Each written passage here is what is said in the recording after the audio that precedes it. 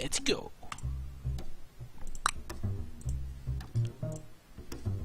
Okay, I don't know how well this is gonna go, because this is a total new experiment for me, because I usually stream video games, not this. But I'm sure it's gonna go just fine. Okay, just let me put this here. I need to put this here, just to have an idea about what's on screen. No, it's smaller, didactic, bigger, stronger, just all around a good pal friend. Okay, closing this up. I'm gonna lower this a little bit more, because I actually have a problem with my ears. I need to scratch them. Scratch. Okay, now it's good. Actually, I need to actually be checking my own stream in order for this to work.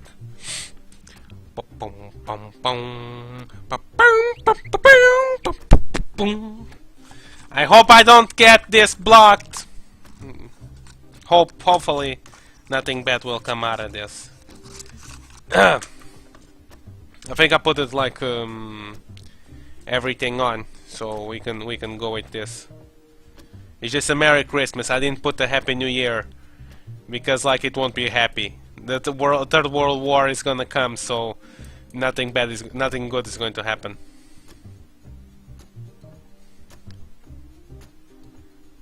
Oh! Hello, Springy. What's up? Welcome to the last stream of the year. No Portuguese, and that's not how you say it. It's Felices Navidades. That's how you say it. Hello, Springy. How are you? Welcome to the last stream of the year.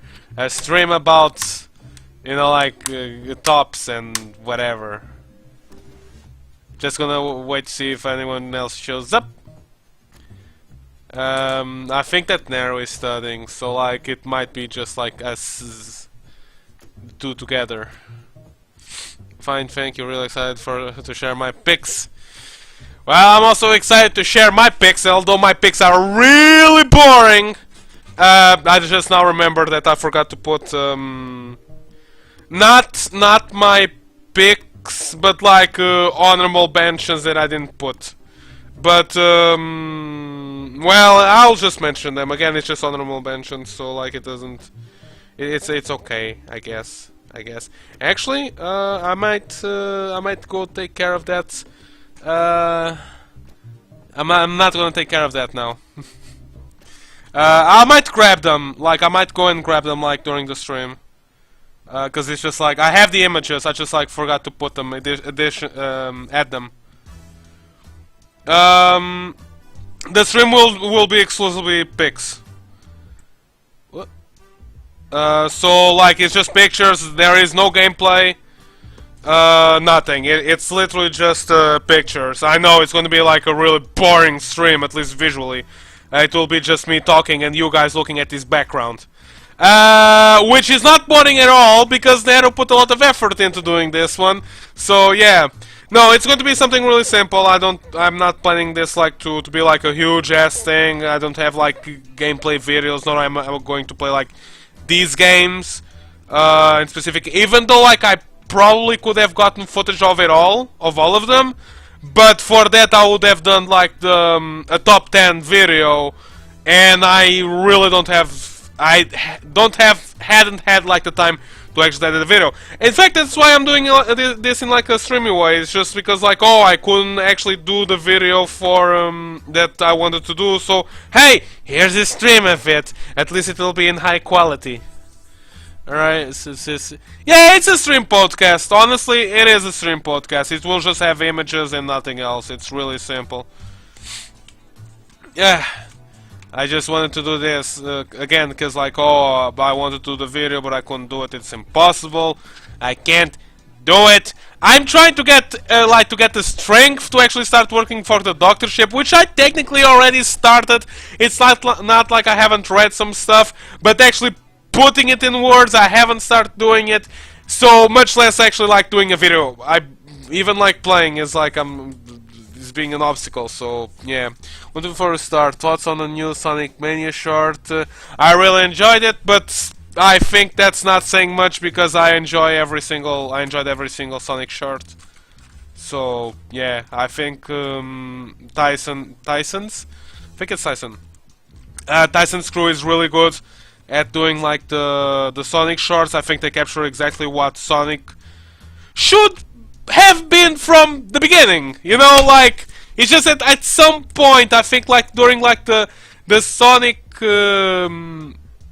The Sonic like 16 bits, 8 bits, like the transition for 3D, it just like was like we need to make Sonic into this like big, huge, it's the end of the world sort of game, and it's like no, you don't need that actually. Like if you go with the simple stuff, like the game is actually really appealing. I might also be like thinking about this a little bit wrong, because I also think that. Like the American comics, both like the American comics, the series that were coming out, like Sonic Satam, and other stuff, like really made Sonic look like this, like really edgy guy. And I understand you're an hedgehog fighting to protect animals from an evil genius. Okay, but I don't know, it didn't have to go like that. Heck, Mario was always like something like worlds, saving the world stuff going on. No, it wasn't actually like that. That started becoming a thing in Super Mario Wii, like the Galaxy one. Now that I think about it, but yeah, kept it good. Unleash is a serious and goofy Sonic story done right. I didn't pass everything. I think I already told this before, but like I played Sonic Unleashed on the PS2. It's funny because like some of the songs are a little bit like high sound than others, but I didn't played it on the PS2, and on the PS2 the loading screens were horrendous.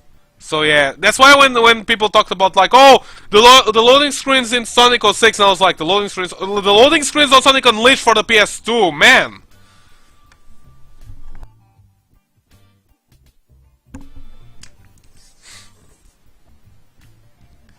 Never played Colors nor Lost World, and I have Lost World, not Colors. I don't think Colors has come out like for Steam yet, though I did hear that supposedly it was going to come out. So yeah. No, I think that the PS2 was like like when compared to the other version, I think like the PS2 version like was a really downgrade. Even because, like, if I remember correctly, but I don't know if it was just that one, if like the PS3 version was also like that. But I remember that was one version where you could walk around in the overworld, and the PS2 version you couldn't. And I don't know if that was just like a Sony thing, or if not, or was it an Xbox thing? I don't remember. Also, be right back. I'm gonna get some water because I think I'm gonna need it. Actually, like talking in English tires me a little bit. So I'll be right back.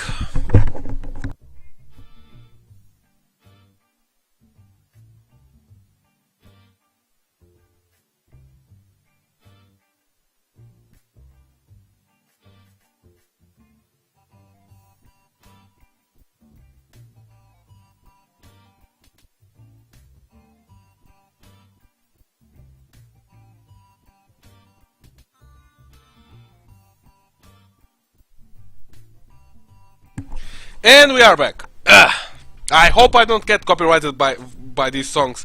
I went to a website that said that like the music was under like Creative Commons, but I don't know specific from what rules. I don't know like if synchronization is okay or not. So yeah. But yeah. I guess nobody else is joining. Oh, hello, Nero. Nobody else is joining. Hello, Nero. How are you? Welcome to the streams. I was hoping that both Kitoka and Kaza would show up. At least like Kitoka, but I guess she couldn't come either. Whoa, I recognize that background. Yeah, I already gave credit for it. I'm sorry I didn't put like made by Nero, copyrighted by Nero or something. But I immediately said that, like, yeah, it was made by you. My throat hurts, not as much as yours, I'm sure, considering that, like, you're getting sick. But yeah, I'm fine. Thank you for asking. We're here at the end of the 2018, and it's really cold outside. I feel that it's coming, like it's an ice age that's coming soon, and we're all going to die. Which, let's face it, nothing of importance would be lost in that. So, yeah, let's get a little bit. Let's get back to. Let's go to get a little bit. You know, really shitty here. I agree. Actually, I'm gonna do one thing, cause I haven't done this. I'm pretty sure that you can change this. No, the year was like, at least for me, like the year was kind of messy. I don't know if you guys want to talk about like these topics, considering that this was supposed to be like the top 10 whatevers. But yeah, like this year was a little bit iffy. Even though like I did start like I got a job and all that stuff. I had so many ups and downs. Positive balance in the end. Top 10 suicidal moments. Also, I should really turn out like the Nico Doga thing, cause that does affect like the video in general. I put it there because I thought it was cute, but only now I'm seeing like the words actually passing by. I should probably change that. I'll change it on the next stream. On this one, I feel it's like the one where like, oh, it's gonna be needed the most. Yeah, talk shows and podcasts. Yeah, okay, there you go. Just making sure that Xmas podcasts. I should just do podcasts and not play video games. How about I do that instead?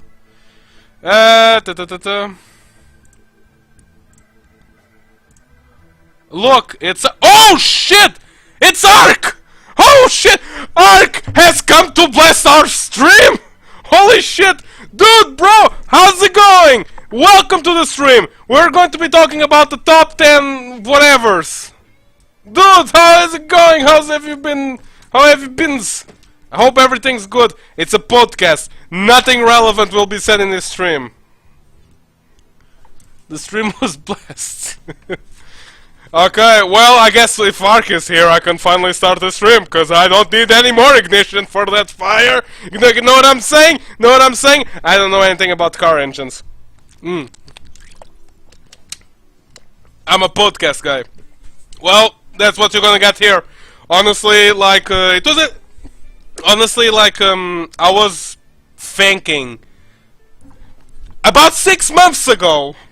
to do like a video of the top 10 games of the year or whatever that I played that year, but unfortunately I couldn't do it because I guess job is a problem when you want to dedicate some time to creative work. So I really couldn't do it along other things.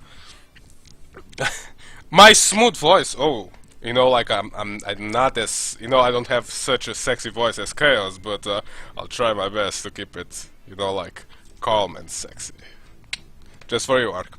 Anyways, enough with the gay shit.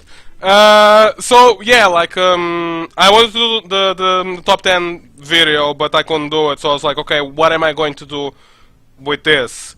It came out, it came like to the last week.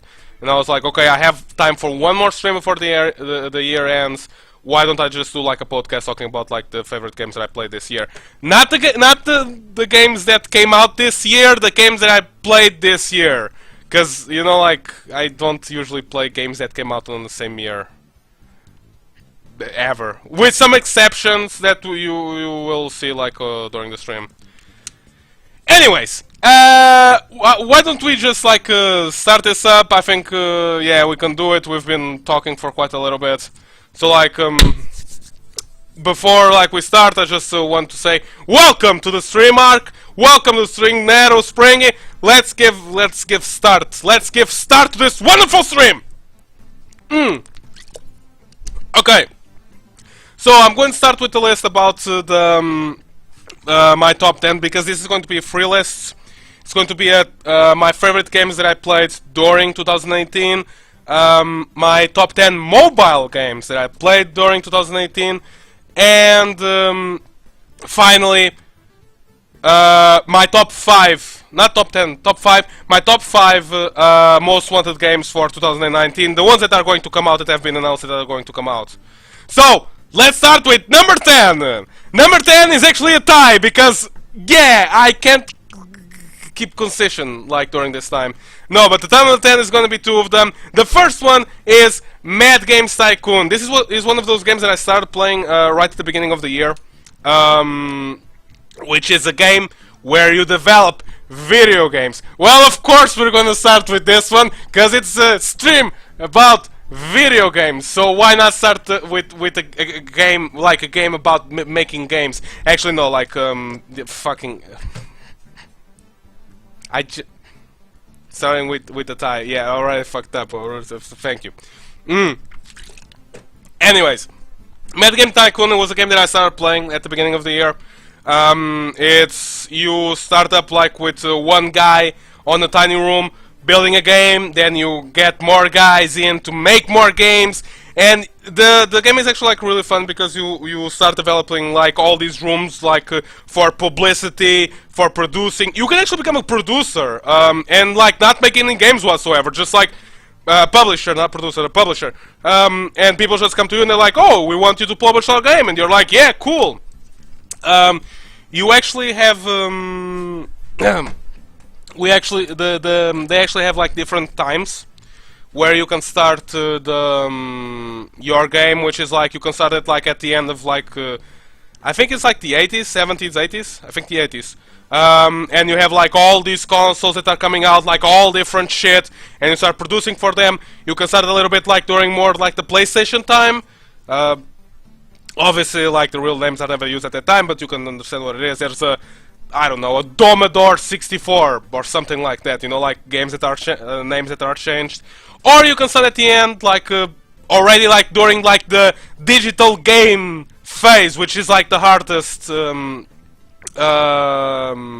to start, because it's like if you start a company during the 80s and you like did well until like the end of the year, like, oh, probably already like this amazing publisher, producer of 10 out of 10 games. But if you start like during the digital area, actually making those games is gonna be hard.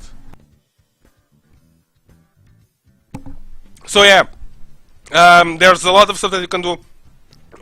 You can produce games based on different franchises, from movies, TV series. You can do a lot of shit. Honestly, I thought it was actually a really fun game. Had some blast with it. Unfortunately, I did end it, and I can't tell you why I ended it. But I think it was because I was too busy playing another game. Because the start of this year was when I played the most games, believe it or not. Because like around March was when I got an actual job. Yeah. Most of the games that are on this list are the games that I started playing like in the beginning, and I ended them like around March. So yeah, get ready for that. Anyways, it's gonna make an inducing extreme respect. It's a game that makes an anxiety-inducing and extremely repetitive job kind of fun. Yes, yes. The game is also a little bit repetitive though. Like, I guess it's one of the things. It's like when you start getting big as a company and start producing games, you make the games bigger, better, but the problem is that like in game, when it comes like around game mechanics, you're not doing anything different than what you were before. It starts like it's a management game, obviously, but overall, like the thing starts getting a little bit repetitive. But that's why you have a lot of stuff to do. Like you can produce, like you can publish other games. You can like actually make your own games, and I mean like you can actually like create a room with a 3D screen, prepare stuff. It's just like it's amazing stuff. Like it starts getting. You have voice actors, you have all that shit, but it's mostly like that guy is a voice actor that you hired. Who is he? I don't know. He doesn't even have a parody to Nolan North, which is like sad at this point. But anyways, that's number 10. One of the number 10s. The other number 10 is War for the Overworld, which is also a management game. You can kind of guess why I put them both at the same place. I'm not a big fan of management games, but from time to time there's one that I'm just like, yes, I really enjoy this. This year, surprisingly, there were 2 games that I really enjoyed. Played both of them more or less at the same time. Again, because of I started getting a job, whatever. War for the Overworld is kind of like Dungeon Keeper without it being Dungeon Keeper. You are the leader of monsters, like you kind of construct like you know, rooms for your monsters to hang around. You kill good guys. It's pretty much that. Okay, fine. Places 2 in a row, but they're both at level 10, number 10. So yeah. So both of them are actually like both of them. War for Overworld is actually like a really fun game. It's really reminiscent of Dungeon Keeper 2. You have the whole thing. You have like different classes that you can pick, like from monsters. Shut up, Nero.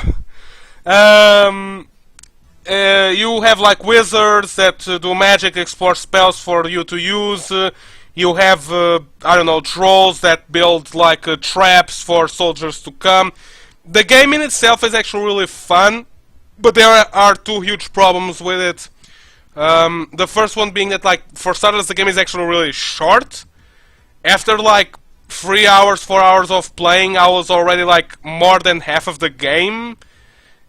The game is like really short, but there are other stuff that you can do in the game after you beat the story mode. The story mode, but the problem is that like we're talking about like a lot of DLCs, and most of them are really expensive.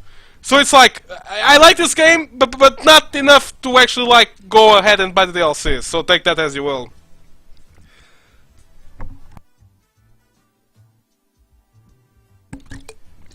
Trolls that build traps for soldiers to I didn't say that. I didn't say that. That is a lie. That is a lie. A lie! I didn't say that. Anyways, so the game is really short. The second one is that like, okay, so most of the game is management of like your creatures. You need to keep them fed. You need to keep them. Need to give them like a room for them to sleep, headquarters for them to train, and all that shit.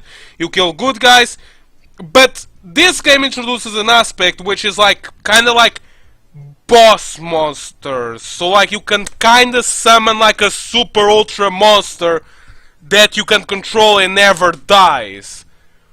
But the problem is that like they give you the first try that they say, hey, try this new mechanic, which is like this boss monster for you to control. They also give one to your opponent. So like you're trying to figure out how the fucking thing works, because like the way that the entire boss thing works is really fucked up, and that's a complete mess. I can't explain how that shit works. It's just like I just click some buttons and hope it works, and usually it does, but it usually is not very effective. But anyways, like I'm there, okay, I'm trying this. I lost so many times on the first time that I was like trying to figure out how that mechanic worked with the boss things. And the enemy also had the boss, and it just like it literally killed me over and over again. So I was like, okay, when I finally beat that stage, I was like, okay, I'm done with this. It was like a painful experience, because like the deal is that like the introduction of a boss monster against an enemy that has a boss monster, that's like the micromanagement of your creatures. It's like completely put to the side. What matters is like that boss must be summoned. And that's the only way for you to actually like get from one side to the other. Like that's the way that you beat the game. You need that level. You need to create this monster, and if you don't do it, you just lose. But anyways, I beat that level, and what happens next? I go to another level where now I'm facing not one enemy but three enemies at the same time, and all of them can summon boss monsters. The micromanagement like of the creatures just goes down the shitter. Your objective is you need to do this as fast as you can, and that just dawned on me of like, yeah, that's yeah. If I had to compare both of these two games, I would say that Mad Game Tycoon is a lot better. But I still had some fun with War for the Overworld, so I'm putting it here. Like, I still had fun with it. It's just that, like, when we got to this point, it's just... Okay, I don't care anymore. Anyways, these are my top 10. Guys, it's your turn. You tell us, tell me and us, like, what is your top 10 game of the year? If you selected one, if not, just, hey, why not just put the game that you enjoyed playing this year? Whoever it wants. Can be you, Springster. I'm going to pee a lot during this stream. I have long paragraphs for each pick. Holy shit. Okay, so Nero enjoyed playing a game about, I don't know, McDonald's. Springster, my number 10 pick is Everlasting Summer. Wait, let me go and see what is Everlasting Summer. But that sounds like an hentai game. Everlasting Summer. It's a visual novel. It's pretty much the same thing. It's wait, is it really an hentai game? Okay, no, it isn't. No, it isn't. Okay. Doesn't seem... Okay, okay. So it's a visual novel. Oh! Oh! Hey! Whoa! Whoa! Springster! Spring!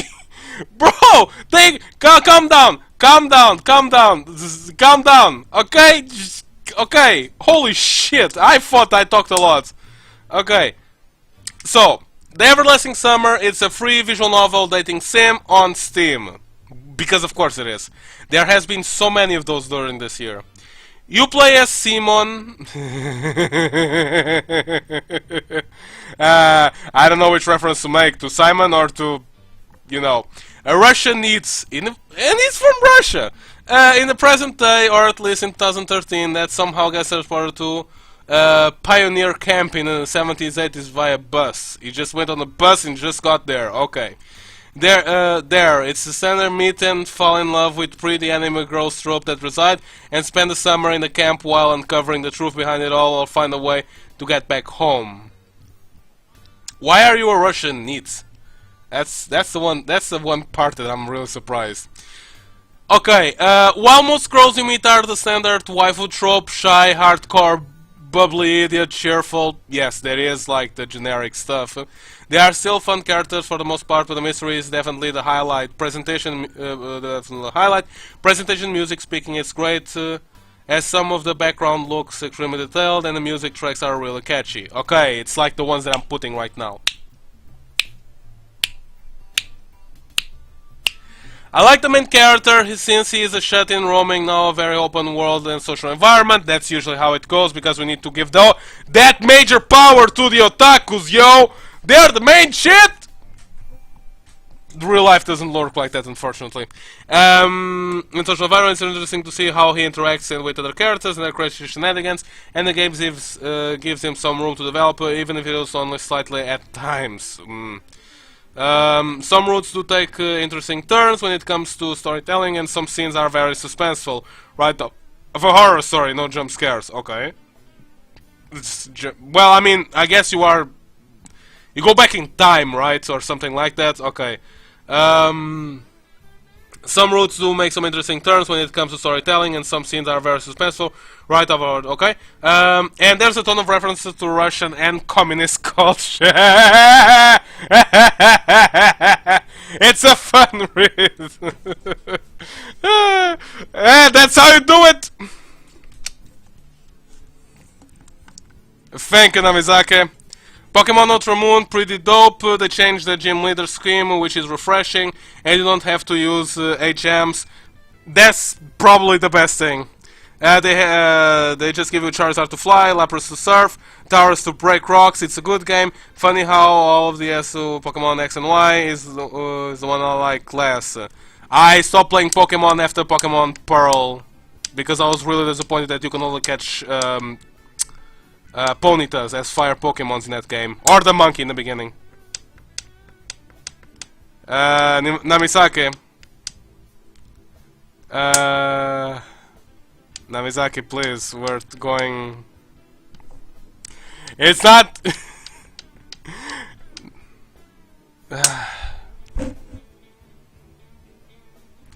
You want me to send you like a truck for petting?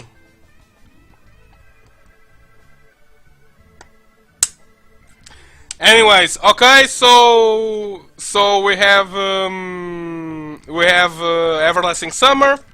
Okay, sounds like a game, I guess. I'm not too much into dating sims anymore. I played a lot of Aero games, the Sims Aero games. So yeah, Pokemon again, Pearl. Only played it that one, but it's nice to know that yeah. Sorry, yes, I miss you. Hey, if you don't have anything to do like next Friday, we can go out and eat something. Catch up on life. Anyways, Nero, Hollow Knight, because while the game concepts, art, style, and music are fun and refreshing, the exploration is a blast, the bosses get too grindy, the platforming is fucking infuriating compared to the pleasure that was platforming before, like, yeah, okay. And I don't like to have my heartstrings pulled for the sake of getting tucked after 40 hours investment and me feeling like my money wasn't worth it. Okay. Namizake, please tone down the sexuals. Okay, Abandoned Narrow Exploring was still very sour. Second Irving, rude as fuck, I'm swearing. Oh, I'm still very sour about the grubs. I'm very sour. Turn down the sexuals. 2K18.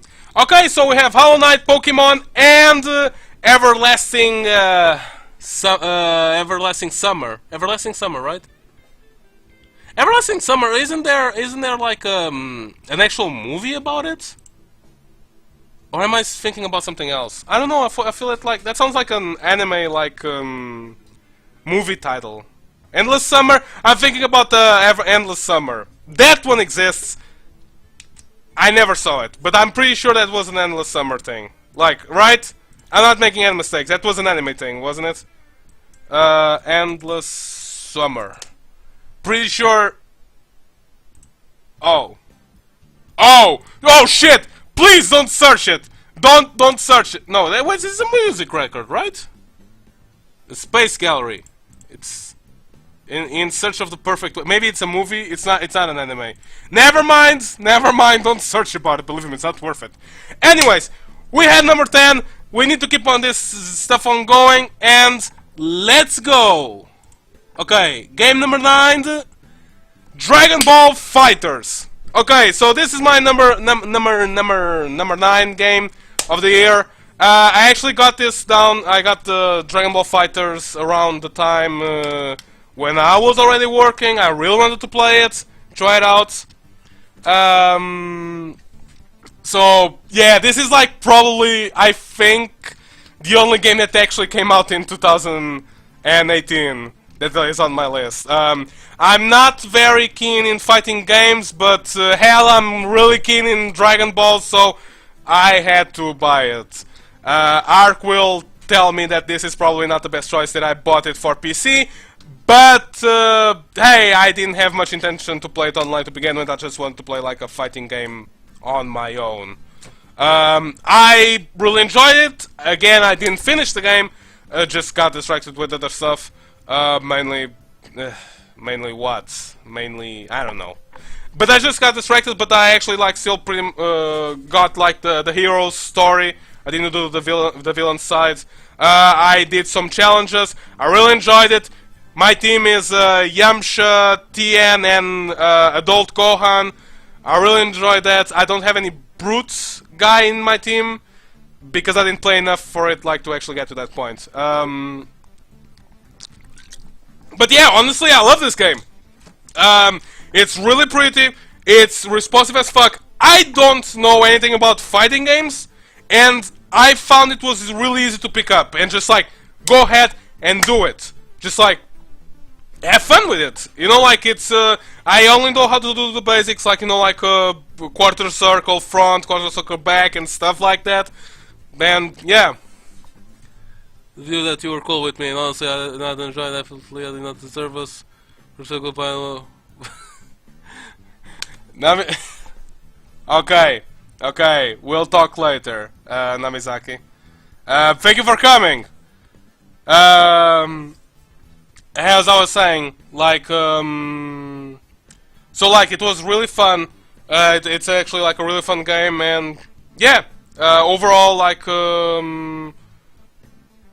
I think it's really easy to pick up, and I would advise this to anyone. I bought it when it was like it wasn't at full price, but it was like still like with small discounts, a small discount. Now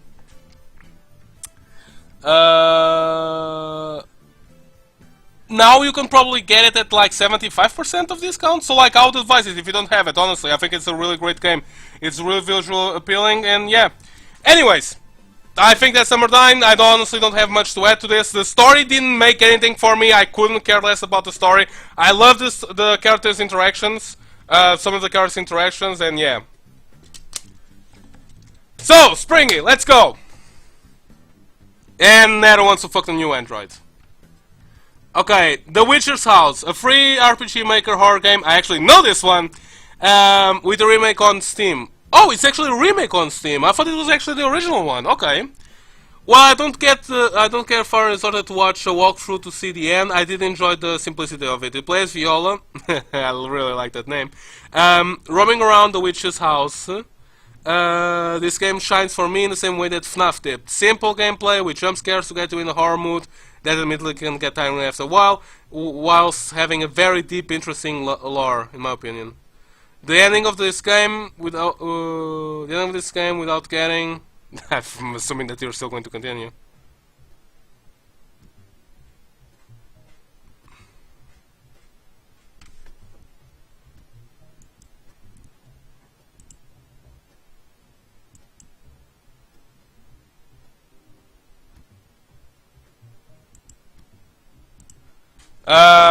By the way, Peter, like I honestly don't mind that you come like to my streams and like, hey, if you want to have a good time, it's okay. Like, you know that I really love you, brother, but like I'm not giving you enough like much attention because like, oh, this is like a stream that I'm making like about like top 10 games that I played throughout this year, and you know like I really love you, and believe me, I want to smooch your lovely lips, but not here, okay? So like we'll talk a little bit on the other time, if you don't mind, like about like smooching. I started with Gotenks, Snap, and Goku, and then went for Piccolo, Bardock, and Cell. I don't have Bardock! God damn it, it's a DLC character. I like the villain's arc, the rest was boring. Okay, so continuing with Spring Shara. The ending of this game, without getting into many spoilers, gave me so much dread and sadness because the feeling stuck with me for a while and got worse while reading the supplementary material, which I recommend as well after completing the game. Wow, the supplementary material. I honestly thought it was just like, you know, like kinda unique. It's just like was kinda there on Steam, not that it had like that much stuff going to it. It's not necessarily a game I would recommend, since like most RPG games, the gameplay is not one of its strongest points. It's an RPG Maker game, like I'm not explaining that to be like the point. But if you like surprising twists and manage to withstand the gameplay, go for it, or watch a walkthrough like I did. You should have played it, Springy! Okay. Rob, hello stream, how can I donate? No, there's no donations.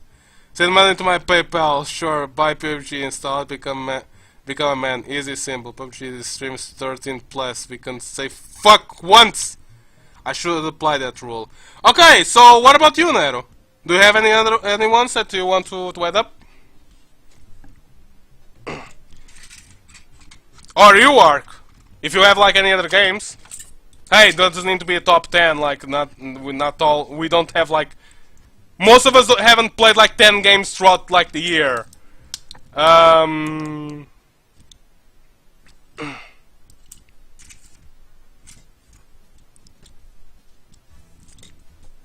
Smite was completely ruined. Well, of course it was completely ruined. It was made by Hi-Res. Hi-Res sucks.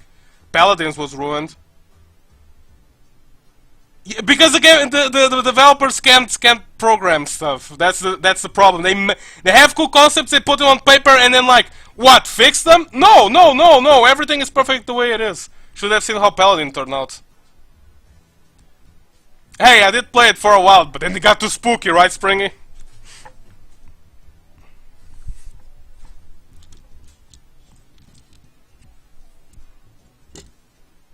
Oh yeah, completely.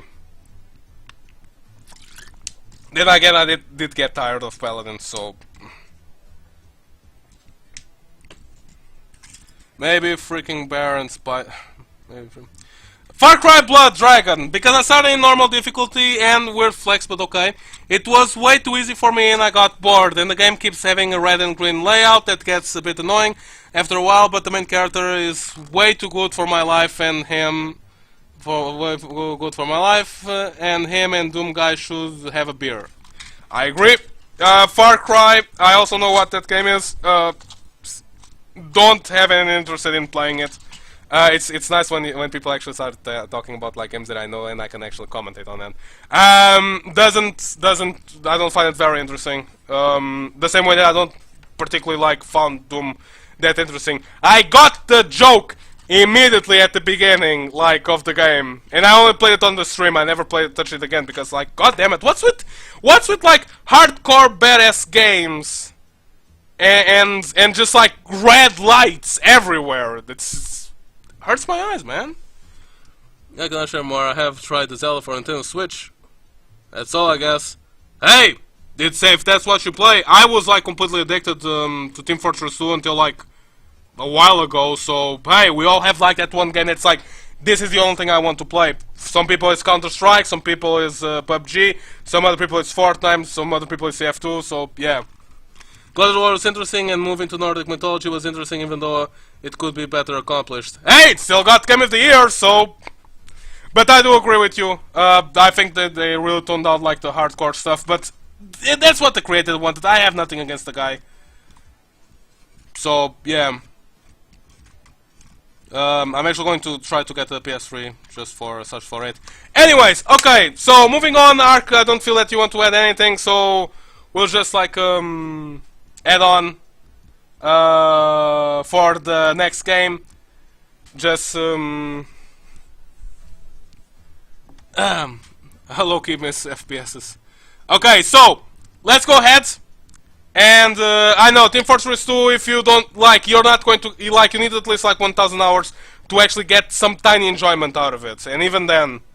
Okay, so game number 8, let's go. Shanty Risku's Revenge. This is the game that I've been playing the most recently. That and another one that I'll refer to later on. Shanty, it's it's one of those games that it's just fun, 16-bit adventure. I honestly can't remember where I got this game because, just like every single other game from Steam.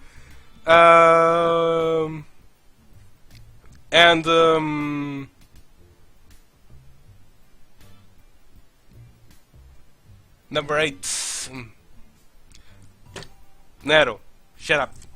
Anyways, Shanti, so this is a game about a magical girl that I am going to be honest, I don't really like her. I like her design, I don't like her personality. I think she's really oh my gosh, what are you talking about? I don't like that at all. But the game is actually really nice. It's again fun platform 16-bit platformer. She can turn into different animals. You go from left to right to defeat enemies. I haven't really found a challenge yet, except knowing where to go. I guess that's the biggest challenge of them all. It's the game in itself, it's not that big, but it's very easy for you to miss one spot or one place that you didn't visit yet, and you just get completely lost. Just okay, where do I go from here? Where do I go? Where do I jump? I just that's it. The enemies are not strong. The puzzles are not that hard. It's just it's a fun adventure. I started playing recently because recently I have been on a really yeah, I don't feel like playing anything kind of vibe. So I just like pick up like something more like chillax. And honestly, Shanti, it's really fun. I always wanted to try the game, and hey, I haven't finished it yet. I think I'm more or less halfway through the game, maybe a little bit more than halfway through. I'm enjoying it, so yeah, I would say that, yeah, I really like it. Honestly, like, yeah, there's a bunch of girls, zombie guys, pirates, Aladdin, magical lamps. She's a half genie, I guess. And she's kind of like the guy from Aladdin, Jafar. Yeah. It's a nice series, I would like to try it more, but I would prefer to try like the more recent games. This is like the second game, which is like wonderful to start. When you start the game, it's like, hey, do you remember that stuff that happened on the first game? Well, here's a continuation of it, and I'm just like, I didn't play the first one.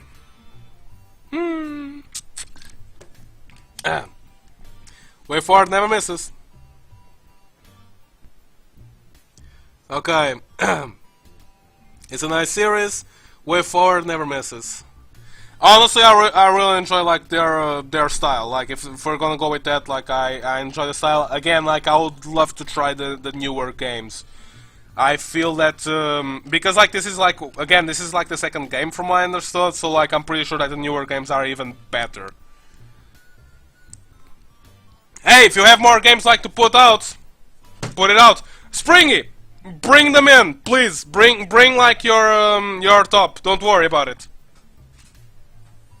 Like honestly, seriously, like you can go in, no problem.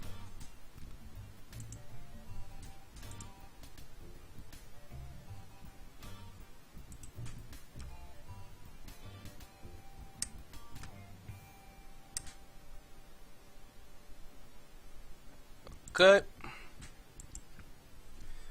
Yeah, cause like Nero didn't prepare for this. You did, so like, hey, if you want to join it out, my throat is killing me. It's okay if you want to share like any other games that you've been playing. I don't know how much you've been playing so far, so yeah. Believe me, making a top 10 list, I'm stretching it a lot. I could have just made this like a top 5. Because like this is pretty much like the entire list of games that I played this year. And not my favorites, it's more like the ones that I played. I might have played like 1 or 2 more and it was like for an hour. Okay, Ib. Oh, you played Ib? Okay, I did a let's play of that a couple of years ago. Similar to my previous entry, though I haven't seen the game until the end, since I do plan to finish it on my own accord. You play as a titular character, wandering around the depths of an art gallery. Ooh, spooky! Like you go through the depths of an art gallery. I got lost in an art gallery once. It was like my house, my lower floor. Like it's because it's an art gallery, because it's a complete mess, and messiness is art. Never forget that, kids. Blessed gallery, depths of art, meeting new friends, dangers and mysteries along the way. Gary's my bro. I love the art style and atmosphere of this game, and the puzzles so far are a good mix of challenging and cryptic enough. Unlike The Witcher's House, I think the gameplay is definitely more solid. So between the two, I'm going to guess I would rate this a 10 out of 10 or an E out of 10. I don't know.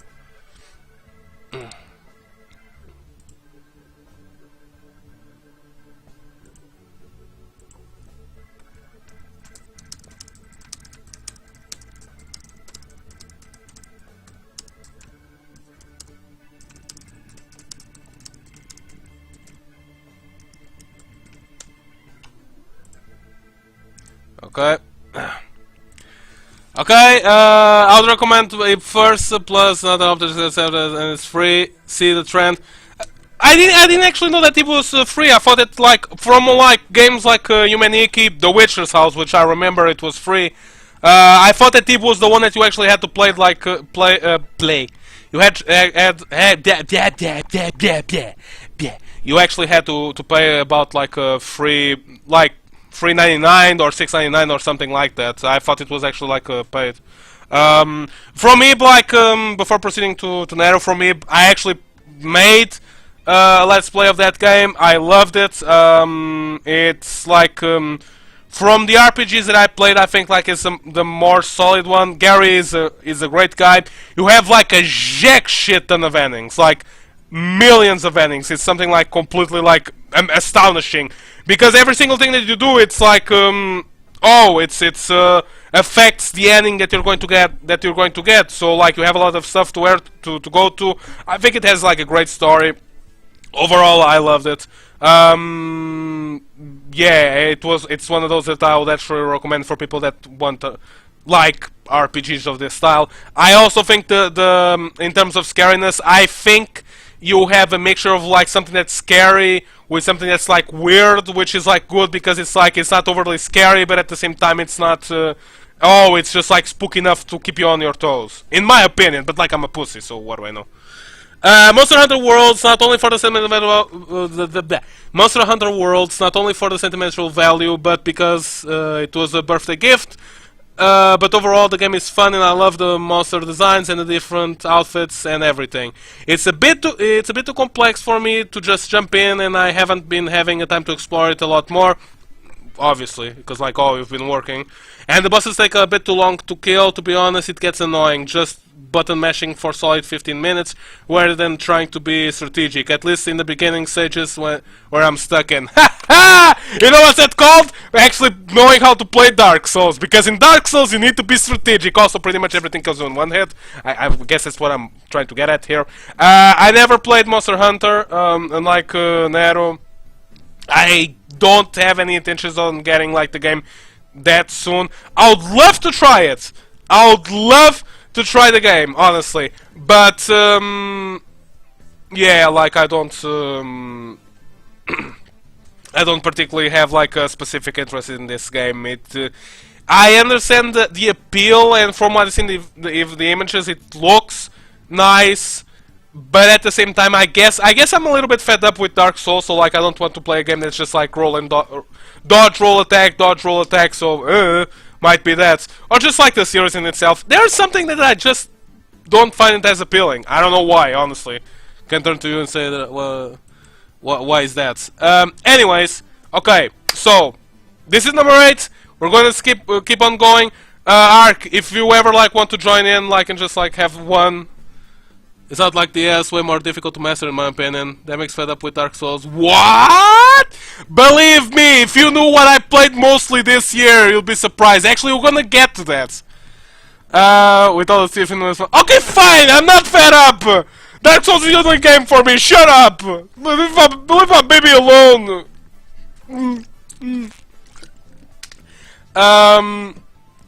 Way more difficult to master. It seemed like you had more buttons to press. Again, I have no idea. Honestly, I really can't commentate on that, so I'll take your word for it, Ark. Like, I honestly don't know.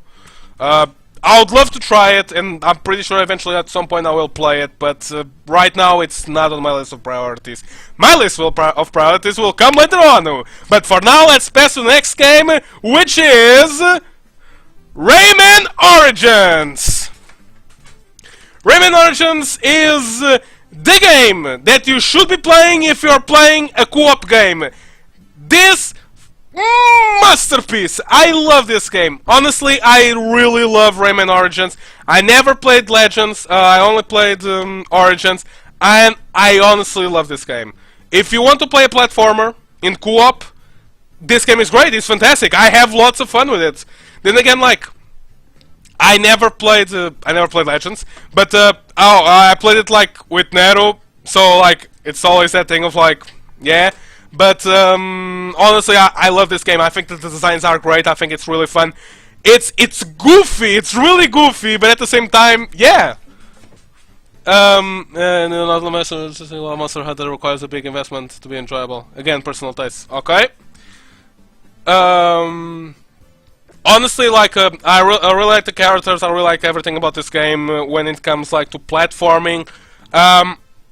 Because I played mostly co-op, like, I honestly can't talk much about the game, like, in single player. So, like, having someone by your side to play with is always, like, the big, like, hey, we lost, that's okay, we'll try again, and we'll try again, and we'll have some fun.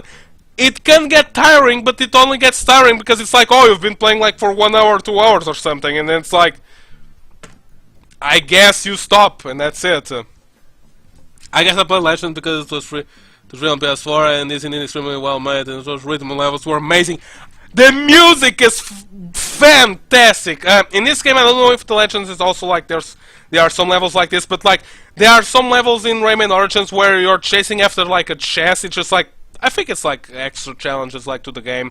They're not mandatory, but the feeling of doing those challenges, man, it's so great, and the music just makes you want to. Yeah, I'm gonna keep on trying this. Honestly, I love this game. I honestly love this game. When they actually live together. Springy. Again, never played Legends, so I want to play it throughout the them. Yeah, I remember consider a game that we started a long time ago. Yeah, the problem with this game, and that's why I put it a little bit lower, is that like I played it once, I think like 1 year ago. And I played it the second time this year, so maybe around like 2022, me and Ned will actually finish the game. So yeah, but yeah, like, oh, if you want to come out like with the number 7, let's do it, Springy. Share it up. I guess like the only other complaint that I have, it's like just like a little bit side note, is that like you in Rayman Origins you play with Rayman, you play with Lombax, I think that's how he was called, I don't remember his name, but like, oh, you have these two characters, and then like the third and the fourth character are like mouses, and it's like you know, like, there's not much choice. I think that Rayman and the Blue Buddy are like perfect, but like all the other options that you have for characters are a little bit like, I don't care. Also, the palette SWATs are also not that great, so like there's not much to fight for when it comes like to extra content, at least in this level. So yeah. Okay, Springy. Let's see. Oh! Okay. Ice Age 2, the video game.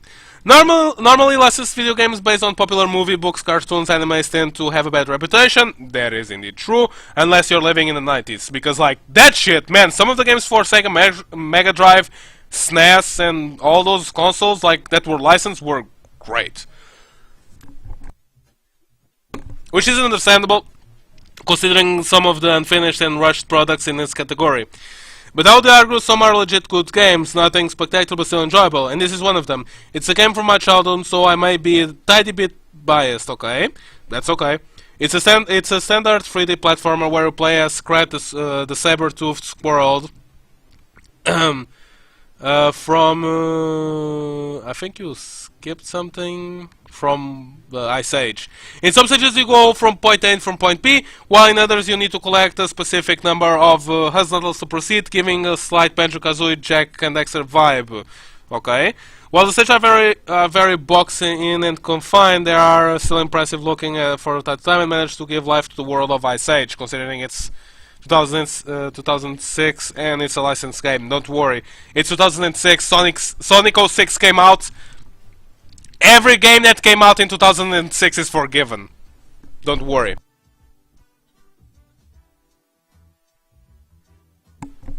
Okay, the music is amazing. It's one of my favorite game soundtracks. Some major gripes: it's kind of disappointing that Scrat is the character you play as, while Sid, Diego, and Manny, so like the other main characters from the original game, there's not much to do after you complete the game. And to make matters even worse, there's no way to select a level to replay. Oh, youch! Yeah, no, that's a problem. Yeah, that's a big turn off for me, at least. Overall, it was a fun go back in time, and if you're in the mood for a quick platform fix. Okay. Can't commentate on it. I guess if I would have to say, the one licensed game that comes to my mind that I really enjoyed playing might have been Monster Inc. For the PlayStation 1, like an oldie. And that was probably like the last game that I played. Licensed. I think. I don't know. I mean, Dragon Ball is like a licensed game, so whatever. Okay. It has the Donkey Kong effect of fucking hard as shit, but okay. We have to go fucking fast, Nero. Okay. Number 8 for Nero is Fire Emblem Awakening, because it marked the first game I managed to buy on my own and the restart of me being able to buy video games. And going back to Fire Emblem after playing Heroes and the 2 GBA games, it was refreshing and fun. The story is okay-ish, the characters are great, and the gameplay is great outside of not being a fucking infantry lance class. Okay. Also, they sold the art book separately, so it's the only Fire Emblem art book worth buying because it actually has a decent size and content.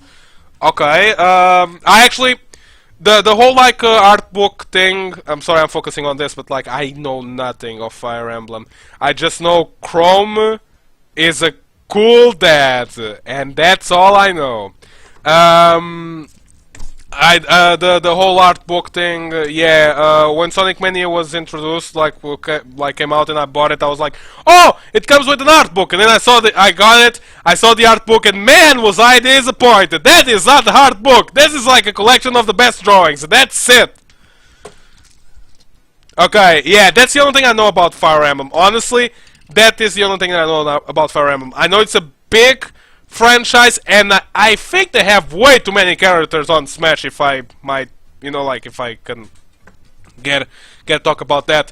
But other than that, it's like yeah, like I don't know much about the game. It sounds fun, and I know that Valkyria Chronicles is fucking the same thing as Fire Emblem, but at least like design-wise. So I don't know if it's produced by the same guys, but I don't think it is. So yeah.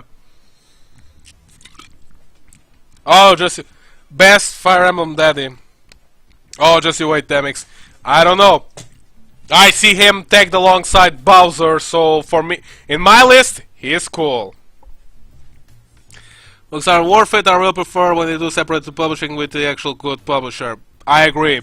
Dark Souls does that. Metal Gear did that. So yeah, like honestly, Wood on Dark Horse, please sponsor me. Okay, anyways, Ark, I don't know if you want to add anything like to this conversation. I know that you also like Fire Emblem.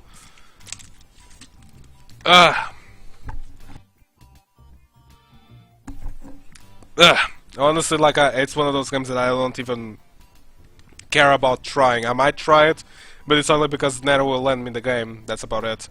On a side note, I played Advance Wars. Yeah. Very few art books are actually good. Hey, Ark, do you collect art books? By the way, get it, art, get it. It was a pun. Show me your number 6. Okay, Ark just wants to keep this on rolling. Let's do that. And number 6, we're going for number 6, right? Number 6 is a Hat in Time for the PS4 because. Fuck me! Fuck me. Pretty bad pun. Thanks, Yark. It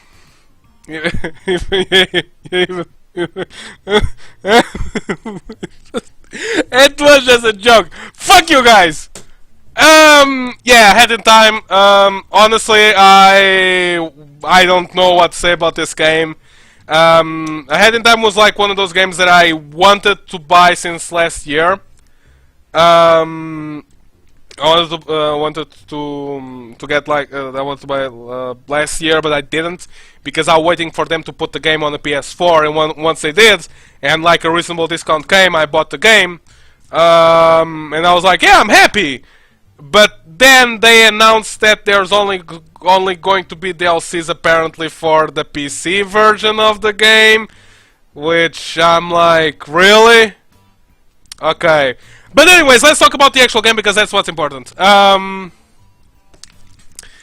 I don't know what to say about this game. It was because of this, because like the game in itself is fucking fantastic. Like, this is what you get when you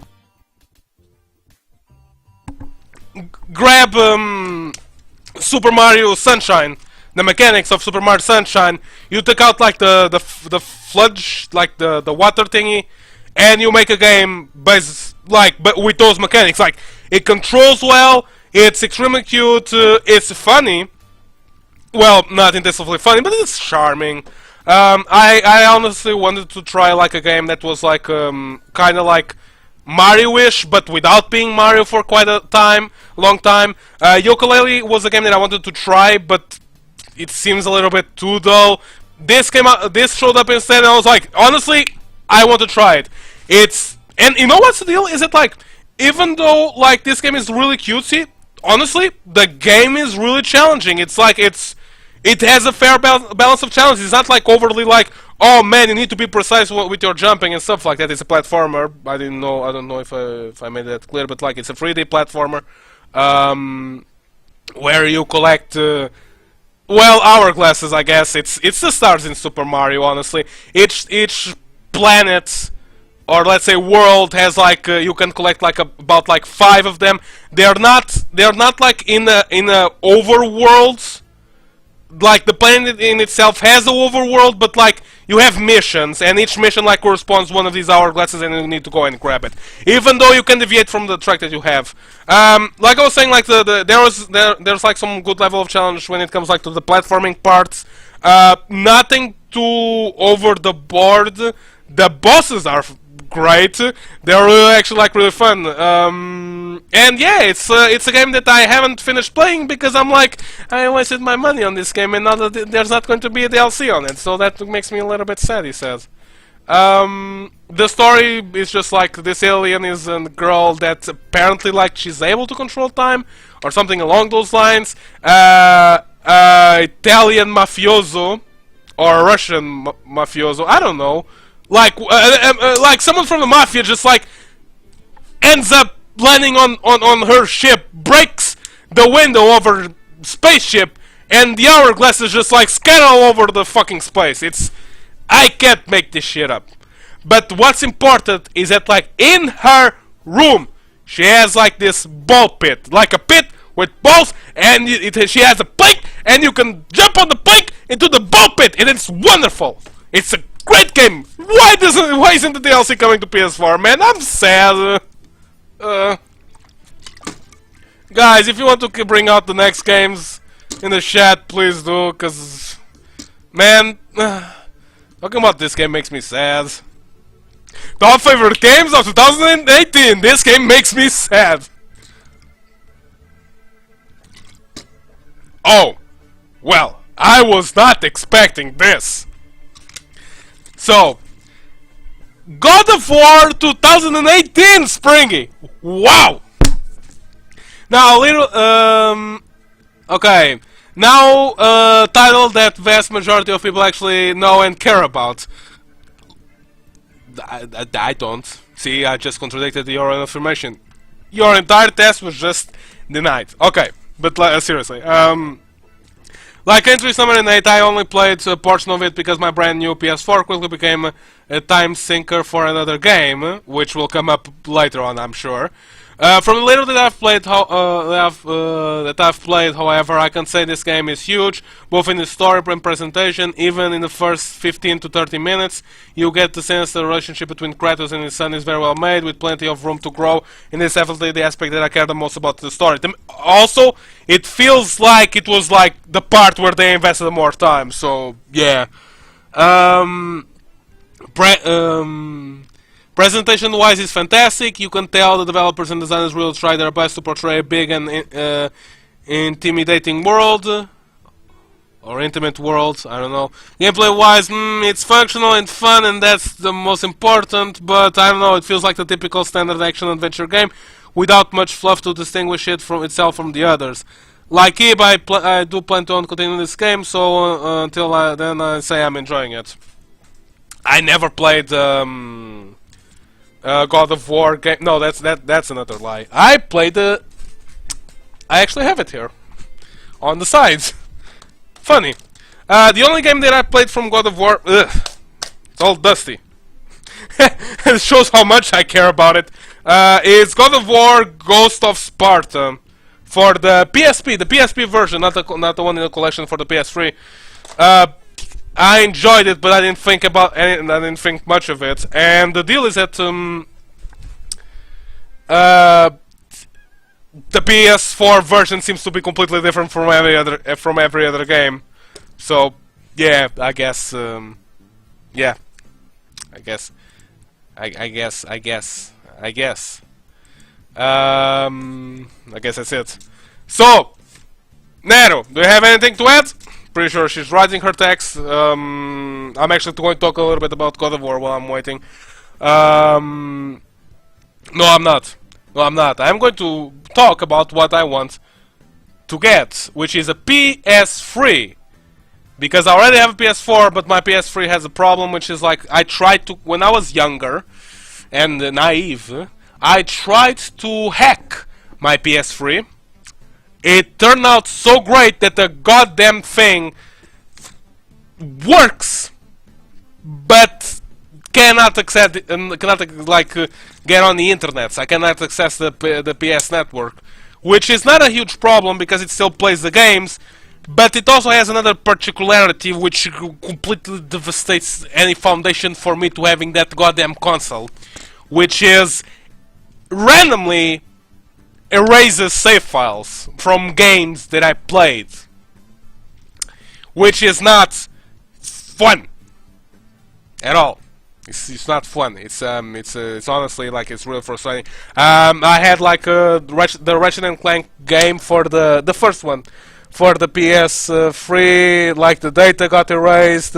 I bought the WWE 2K14 for it. I made a lot of stuff in that game. It's just like everything gets erased. So overall, it's just like I need to get a new PS3 because there's a lot of like collections that that I honestly like want to get, namely the God of War collection. Because hey, I don't want to die before trying it, and I already have the Uncharted collection. So never play The Last of Us though. But yeah, is anyone still there? Like, is anyone still there? Nobody's still there. I don't know if the chat just like stopped. It's Nero just like writing her thingy.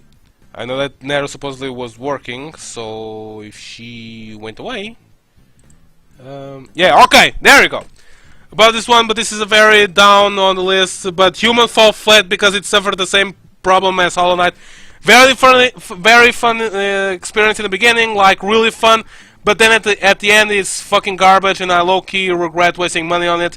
No motive to further exploration than achievements. Simple mechanics that get harder by levels getting bullshittier. No saving mid-stage when the stage gets easily 30 to 45 minutes if you are taking your time with it. I actually know about this game because me and Nero both bought this game. Humans Fall Flat is a game that is like it's a physics game. It's a game where it's like, oh, the way that you control your character is based around the way that you move your mouse and like you use your keyboard. This is not specific. It's like, you know, like it's a physics game. So like the character is always tripping and falling and need to do certain actions for it like to proceed.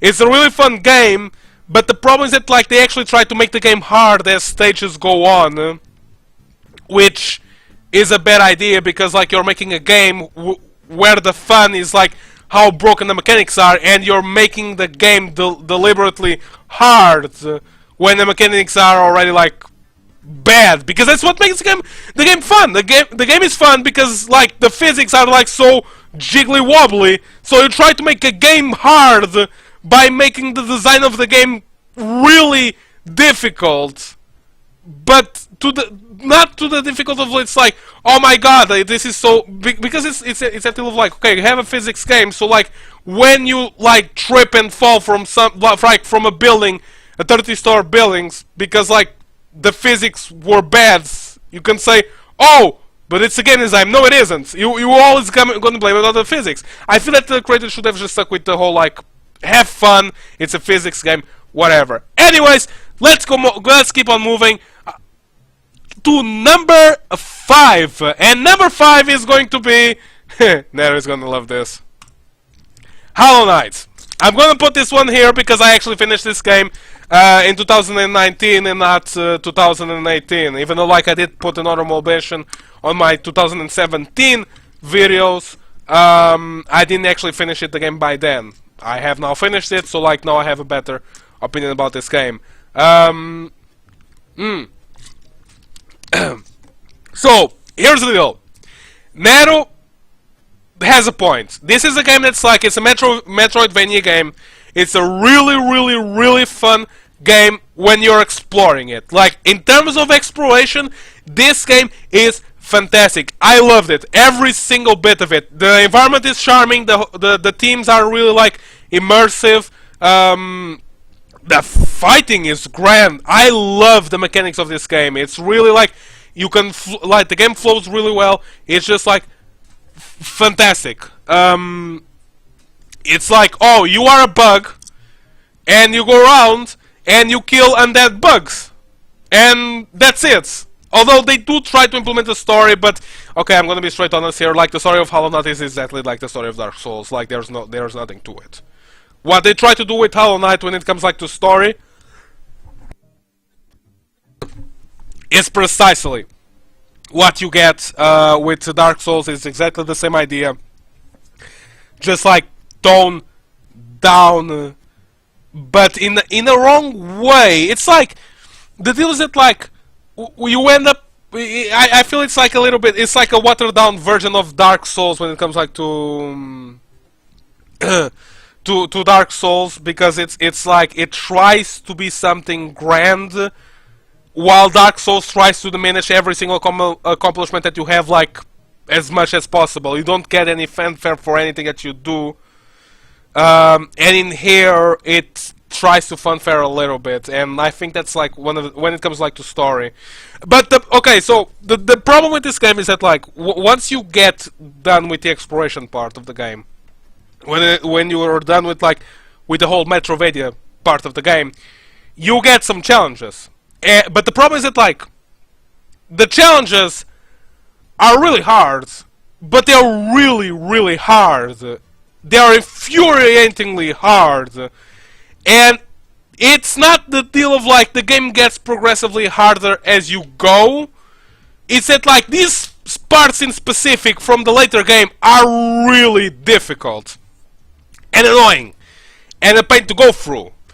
And when you manage to accomplish like these challenges, you never get the feeling of like, man, I just did this. That's the one thing that I think that Dark Souls gets it, and like something like Hollow Knight doesn't, which is like the feeling of like, you just did it. You overcame like a big obstacle, and you feel really great, even though the game gives you no credit for it. While in Hollow Knight, it's like you beat a big challenge, and you like the game treats it like it's nothing, but you don't get the feeling of like, man, I just beat a hard challenge. You get the feeling of like, holy shit, I'm finally done with that fucking bullshit crap. And that's what you don't want to do. That's not what you want to have on your game. Other than that, like everything, every single aspect of this game is great. That's why it's so high up. The game is fun. The game is great. I have lots of fun with it. I have lots of fun exploring. The characters, they are really lovable and memorable. It's really just the later part of the game that just like gets insanely difficult and becomes more of a chore than anything. Also, the game has 3 endings, might have more now because another DLC came out in the meantime and I haven't played it yet. But when I played it, which was at the end of the second one, it had like 3 different endings. The bad ending doesn't mean anything, doesn't matter. The ending of the middle is like the one ending that's like, this is great. And the supposedly true ending of the game is not worth it. Yeah.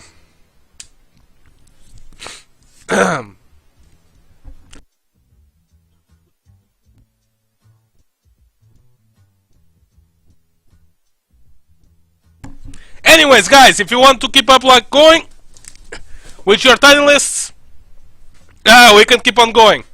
For me, I'm done with number 5. We're getting to the last 4, and oh man, the last 4. Okay, let's see. Fire Emblem Awakening. Holy shit, everybody loves this game. Okay, Fire Emblem Awakening. Fire Emblem. I have a love-hate relationship with this series, from being interested in it because of Because of Ike in Smash Bros. To hating it because of so many characters from this at the time, Nishiris in Smash Bros. A game centered in video game history, to liking it because of Heroes and now Awakening, the two most normie and casual Fire Emblem games out there. Focusing on the latter, Awakening was fun. It was fun ride while it lasted. The RPG strategy style was really fun and challenging. I love the characters in the game, some more than others, but all had something that managed to stand out for me. Be it Chrom and Ruby's and Robin's relationship, Lucina's determination to change the future and save everyone, Church's love and dedication for her dragon Minerva, Miriel for her intellectual quips, Frederick for his devotion and loyalty, Sumia for her adorable quirks and clumsiness, Harry for his twist sense of humor and puns, or Tech for being awesome and hilarious. I actually played Fire Emblem Heroes, so I know most of these characters, but I can't tell you their personality because their personality in Fire Emblem Heroes is I exist! I'm so happy! I'm so sad! And that's about it. So like I honestly don't know much about them. While the story itself is not anything to write home about, the character interactions more than make up for it, if only the villains that were that interesting. Overall, if you want a place to start in Fire Emblem, I would say start with Awakening. The grab is surprising for the sake of being depressing. Oh, it's just a Pharaoh cry Dark Souls is because like oh okay, Nero, okay.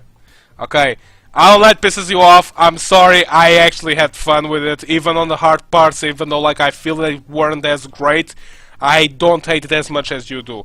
Because the deal is that like for me, the whole like Super Meat Boy levels, like I couldn't care less, but like the fighting in itself is really fun.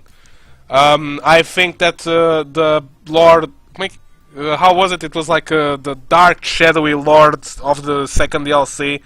It's such a hard fight, but it's such a fun fight once you get the hang of it. So yeah.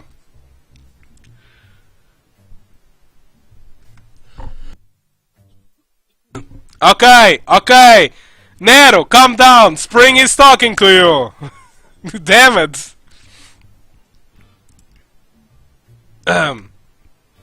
Dude, I love him. Okay, you love the game. Okay, nice. Or Airy, I don't know. Airy, I remember liking it. It was part of my team or whatever. Do Tech Justice. I don't know who Tech is. I never actually got him in Fire Emblem Heroes. Anyways. Nero, do you want to bring up yours? Just making sure so before I can proceed. It's getting a little bit late. I still have like some more lists to do.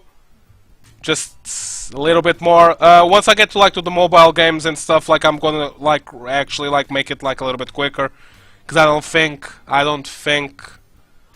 nobody did like a top 5 games, mobile games, nor yeah. Okay, so while Nero I think we could fucking do a fucking free list stream with the participation is dumb. Very well. Then let's just put it like with the top 10, and I'll leave the rest for later. But if that's the case, because like yeah, you're right, like this is getting too long, and I'm not going to say every single thing. I'm just going to go for the news. How about it? I played a mobile game called Friday the 13th Puzzle or something, and it was fun. It's not the entries that are big, it's just that like, oh, you wrote everything, so I can just like read it. Nero still needs to do them, because she has been busy, you know, like studying and whatever. So, here's what we're going to do. I'm going to, well, get to the other stuff, which is news! Because like, you see, I wanted to make this as a pun, as a joke, but I think that about like, oh, what games am I excited for next year? And like, I was thinking like, oh, what was my wish, my personal wish for this year? And one of my personal wishes was for Waluigi to be in Super Smash Brothers Brawl, and well, he wasn't. Which I know, I understand. I'm not gonna go like, okay, he's not there, and I'm not even gonna go there. But So like he's only there as a trophy, I think. But there's a good thing about all of this, which is like thanks to the power of the game, I guess, we have Waluigi in the game more than once. Ladies and gentlemen, I think you all already know what I'm going to talk about, but I think it's important to talk about this. It's like my man Waluigi is not there, but you know, he's there multiple times now, so I'm happy. Please, Nintendo, don't fix this fucking thing. Just don't fix it. This is grand. This is great. Thank you, Isabel, for existing. I think her name is Isabel. Thank you, Isabel, for existing, because thanks to you, my man Waluigi is in the game more than once. He's actually like millions of them. So for me, my wish is granted. My wish is granted. Waluigi is in Smash as a trophy, but as a payback, he's in there about like 10 or 20 times. So yeah, that's great. You have a Switch? Would you buy a Switch if Waluigi was playing? Heck no! I want to buy a Switch. I'm not going to buy a Switch, anyways. But for Switch, I'm going for Mario Odyssey. Like that's it. And then like I'll get the other games in the mid-time. But like my main reason for wanting the Switch is Odyssey.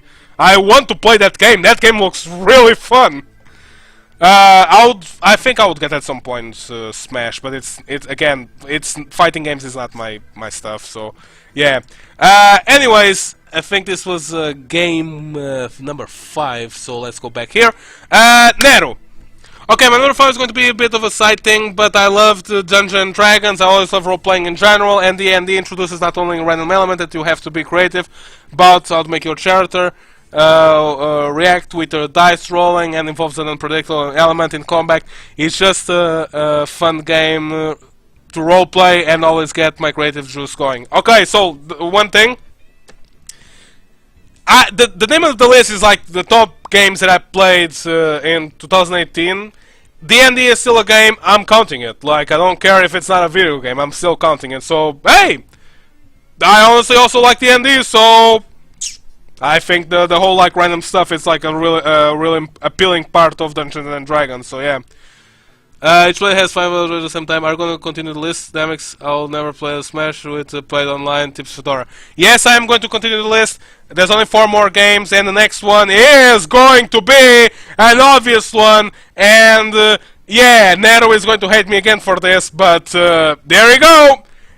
Ladies and gentlemen, we were talking earlier on about games that you know, like you just play this game over the entire course of the year. My game that is like that this year is Team Fortress 2. I'm sorry, I can't stop playing this shit. This game is just fun. I can't say anything else. Like, I just love Team Fortress 2. I'm sorry, I just do. I'm sorry. Hate me all you want. I love Team Fortress 2. I'm never going to stop playing it. I might reduce it, but I'm never going to stop playing this game. I tried Paladins. I got tired of Paladins. Recently, I tried to play it again, like for one day, and I was like, I'm bored. I don't care for this. I don't like this. I'm fuck Paladins. I'm going back to this. I can't stop it. And mind you, the only reason why I came back to this game was, okay, that was not the reason. Like, me and Nero were like kind of bored, and like we decided, hey, why not play this game again? Just like having some fun with each other. But there's like they introduced a dog as a companion, like a dog that you put like on top of your shoulder. See if I can actually like show you guys this, because this is really important.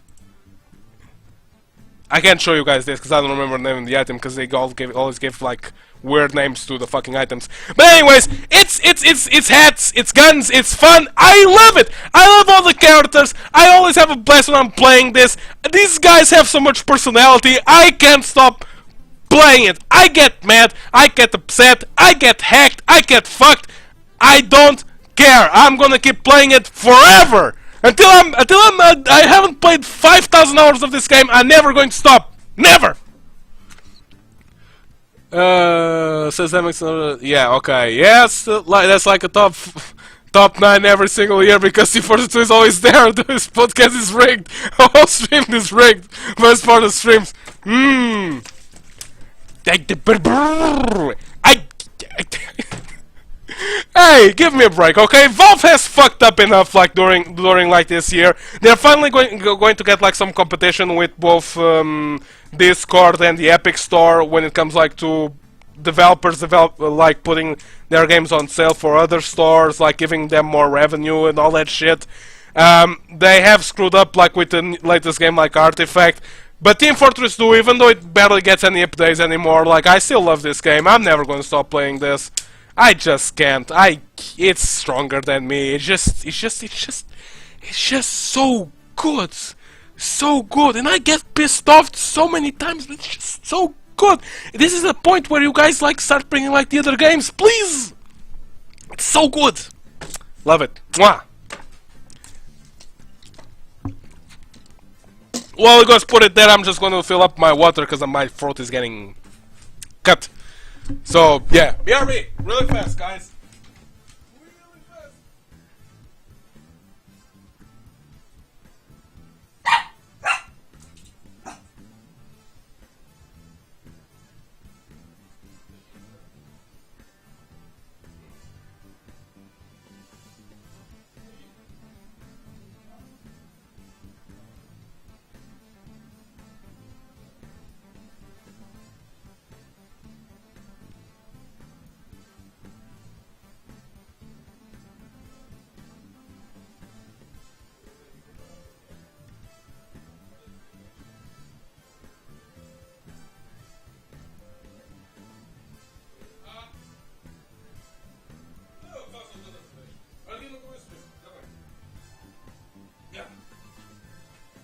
Ok. Deixa eu botar coisa acabar.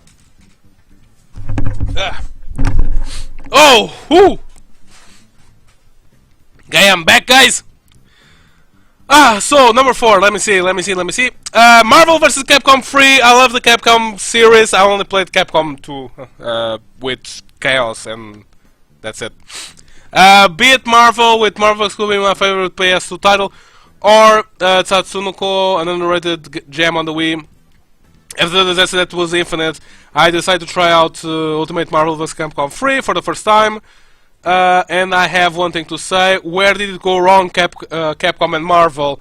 Even if the roster got rid of some old classic favorites like my homies Mingo, Mega Man, Ruby Heart and Captain Commando, the new fighters are still a blast to play and offer something new. It helps that they are not behind a paywall.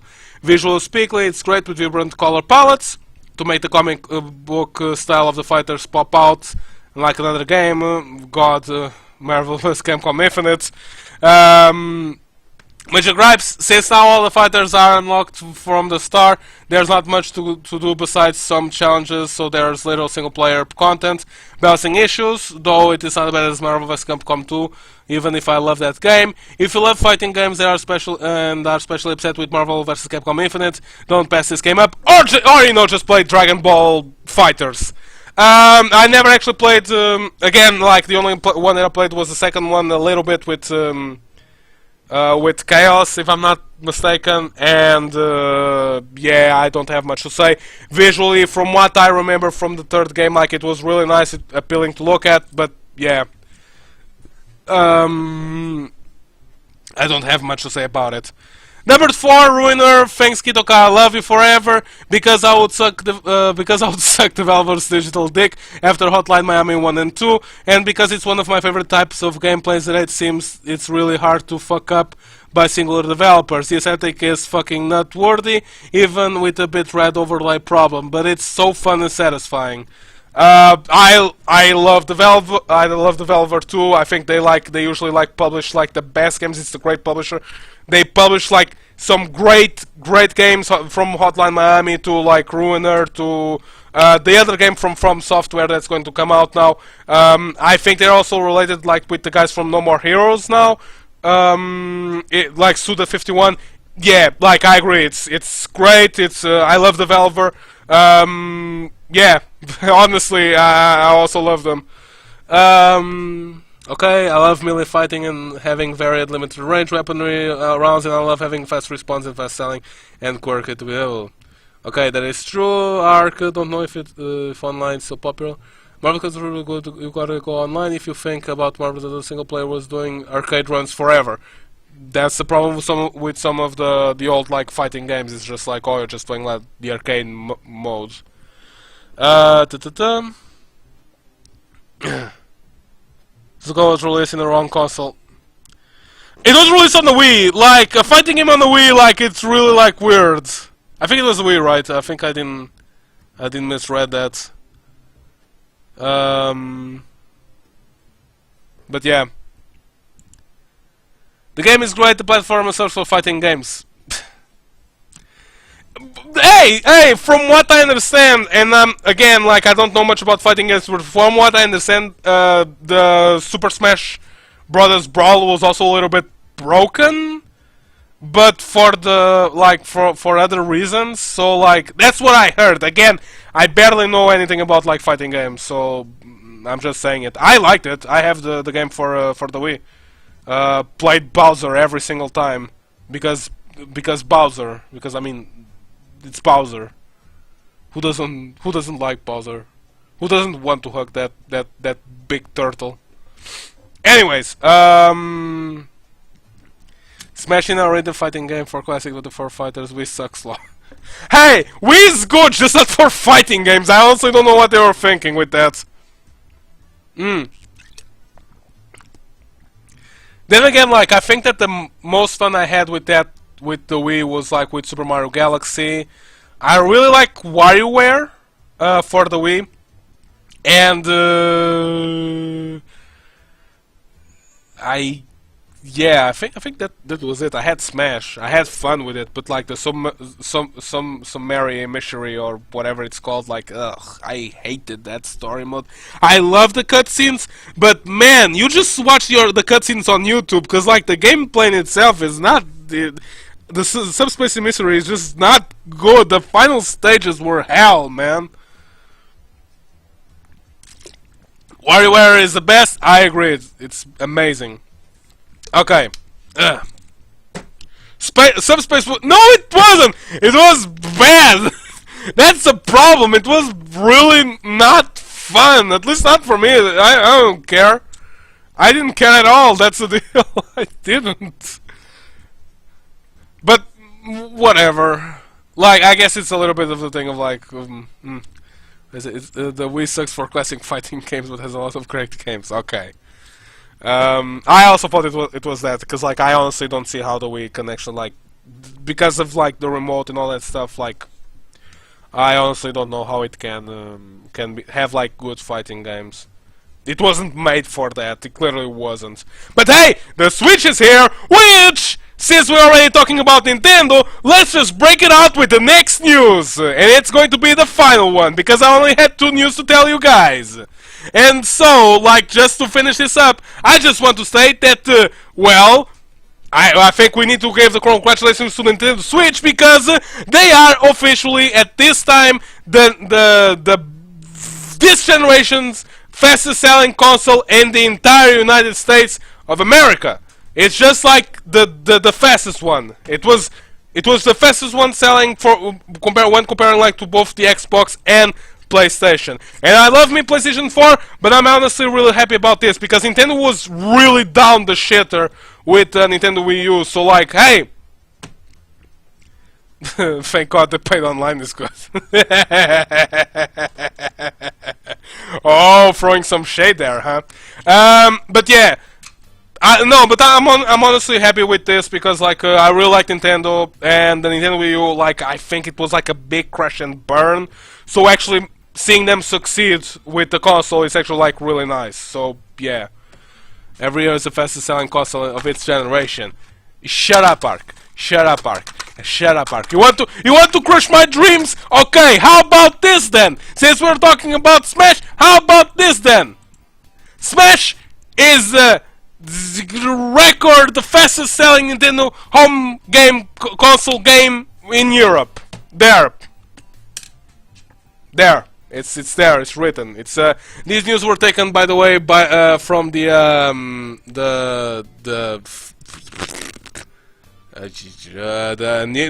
NeoWin stuff. It's not just news that I get on my cell phone, and I just like But yeah. Well, that happens. No! There's more games! Wait, what did come out this year? Like, for the Nintendo Switch? Splatoon 2?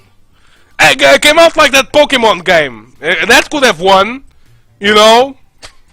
Wait, what games did came out like for the Switch? Because like both Zelda and Mario were last year. Like Mario Party came out, I think. Donkey Kong came out. Donkey Kong came out. Mario doesn't count. I'm not saying that being like a bestseller unless it's like all comes with the Switch. Mario Party. I heard it was better than the other ones.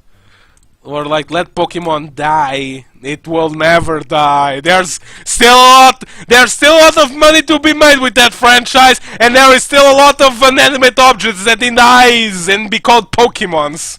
The franchise will never die. So like millions. Of course, it's so like millions.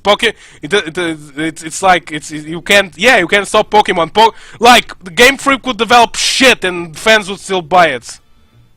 Okay, so now that we're done with this, let's go on to the third game. Because like we've been with this for a long time. Third game, here it is. Final Fantasy 15. The Backstreet Boys video game is number 3. I love this game. I haven't played it. I'm really making an effort to keep on playing it, not play it to the end. Keep on playing it. I just like stopped and don't feel like grabbing it again. Not because I think the game is bad, but like, oh, I've been like dealing with problems for actually like getting back into it. Well, on the boot to actually get into it. But Final Fantasy 15 is actually like a really fun game. I know that like a lot of fans from Final Fantasy didn't like the game because, oh, you know, like the game is like not Final Fantasy. It's just like another game completely different. But honestly, I really like it. I think it's a really fun game. And I saw a comment on Steam that said this, and I think it's like the AI from Final Fantasy 15, so like all like the other 3 dudes that follow you around, is so goddamn good that you actually feel like you're going out there with friends. Like it's really good, it's really fun. The gameplay is it's a little bit monotonous. It's just button mashing. Like honestly, like there is not much to it. I just to give you guys just like a hint of like how like brainless this game can get.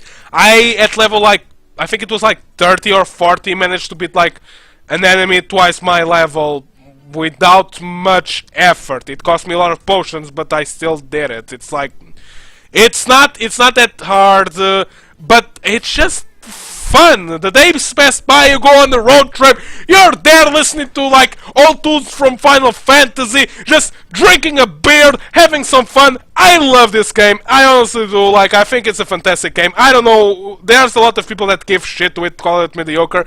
I think it's great. I also recommend it. There's nothing else to do with. Also, the game is, at this point, the game is actually really cheap on the PS4, so yeah, like, it's a fun run. The story in itself has nothing special to it, which, you know, like, you can tell, I think the focus is also, like, the gameplay and the exploring. The game can get a little bit monotonous at times, but, like, just going on an adventure, like, with a bunch of friends is just, like, for me, it's a road trip dream, so this game fulfilled it. Your turn, guys, because we already are at the last 3, and this is my third one.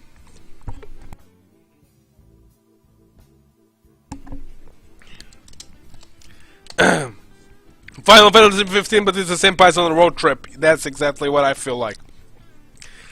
I would be the guy taking pictures. No, the guy taking pictures all the time.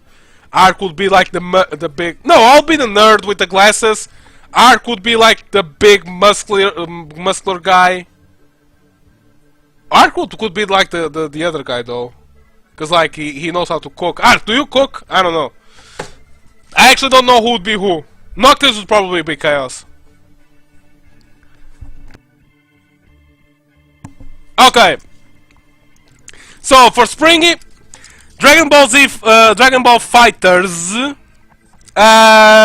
To fill the void that Marvel vs. Capcom Infinite created alongside the previous entry, I got Dragon Ball Fighters and more, and then made up for it. As a fan of the anime series, even if I do question some creative decisions, we all do, Spring, don't worry. I appreciate all the little details behind the game.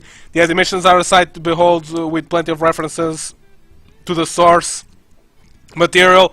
Every character accent feels like it should, and the gameplay is such a ride. It feels right, not too complex, but not too brainless either. Perfect balance. Major gripes: while I like the roster, there's a little more than too many Gokus. I agree, 100%. Unlike Marvel vs. Capcom 3, there's a lot more single-player content. That's good, okay. That overstays its welcome rather quickly. That's bad. I hate the Dragon Ball mechanic. I keep forgetting that that's a thing. The amount I lost matches because my opponent managed to summon them and recovered either health or a fighter is too high. Still, it's not enough to not recommend this excellent fighting game. Okay. I put the Dragon Ball Fighters on my list too. I think it's a great game, exactly for the same reason that you did. It's really balanced. It's not overcomplicated, not oversimplified. So honestly, yeah. I also really enjoyed it. I have nothing to add to what you said. I agree with every single one of your points, except the Dragon Ball one. But it was mostly because like I barely played online yet. So yeah.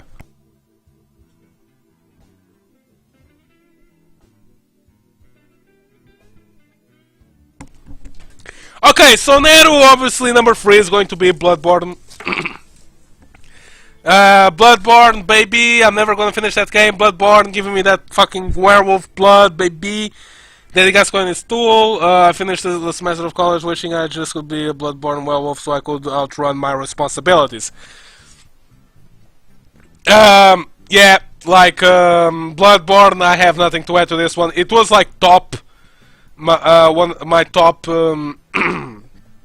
number 1 from last year's list. I loved Bloodborne. It's a fantastic game, honestly.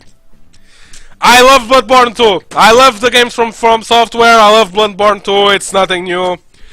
I played Taiko no Taijinsu in Osaka, and I felt like a taiko drum master while jamming the chala and chala.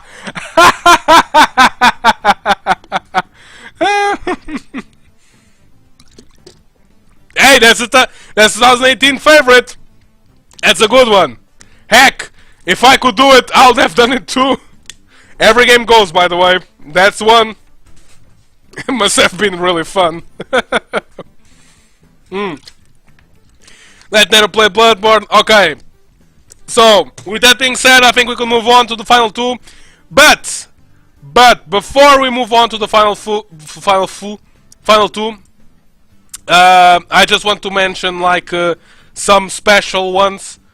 More than Dark Souls, I dropped it. Boo! Boo! No, it's okay. It's not for everyone. Wait just a little bit. Okay.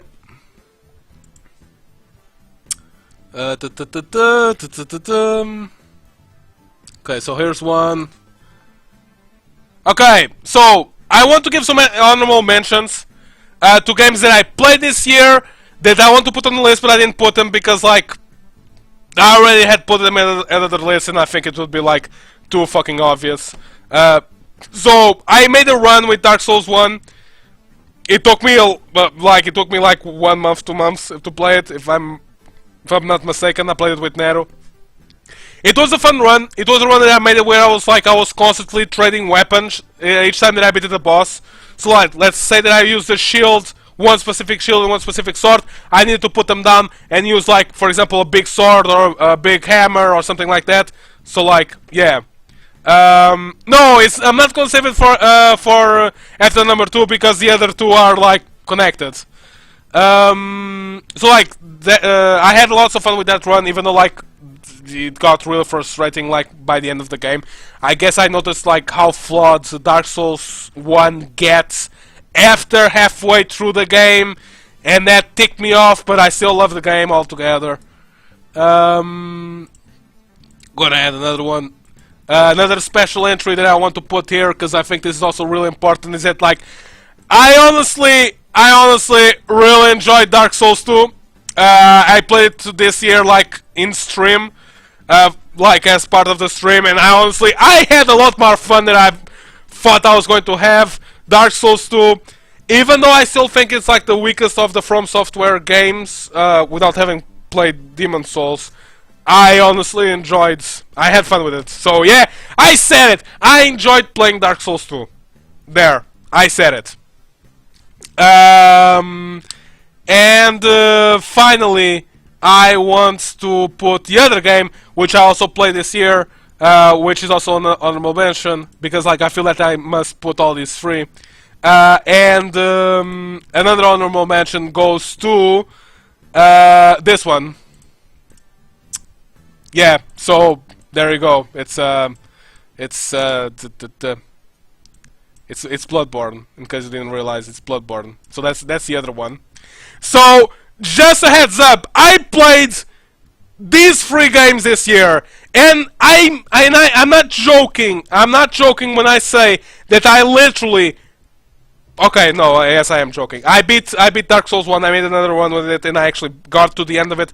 Dark Souls 2, I didn't get to the end of it. I beat pretty much everything, but I didn't get to the end of it. And Bloodborne, I got sidetracked doing side missions.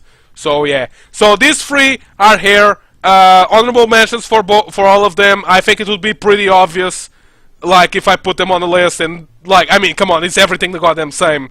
But, if you realize, all 3 of them are here, but there's still one missing. You wanna know why? Because the game that is number 2 is obviously Dark Souls 3. I didn't even think you had mentions, by the way, Springy, so if you want to go do them, go ahead. Well, I'll explain later why did I pick this one up. If you want to do the honorable mentions now, you can do it. If you want to leave it for later, like, you can do them. But I'm going already for number 2.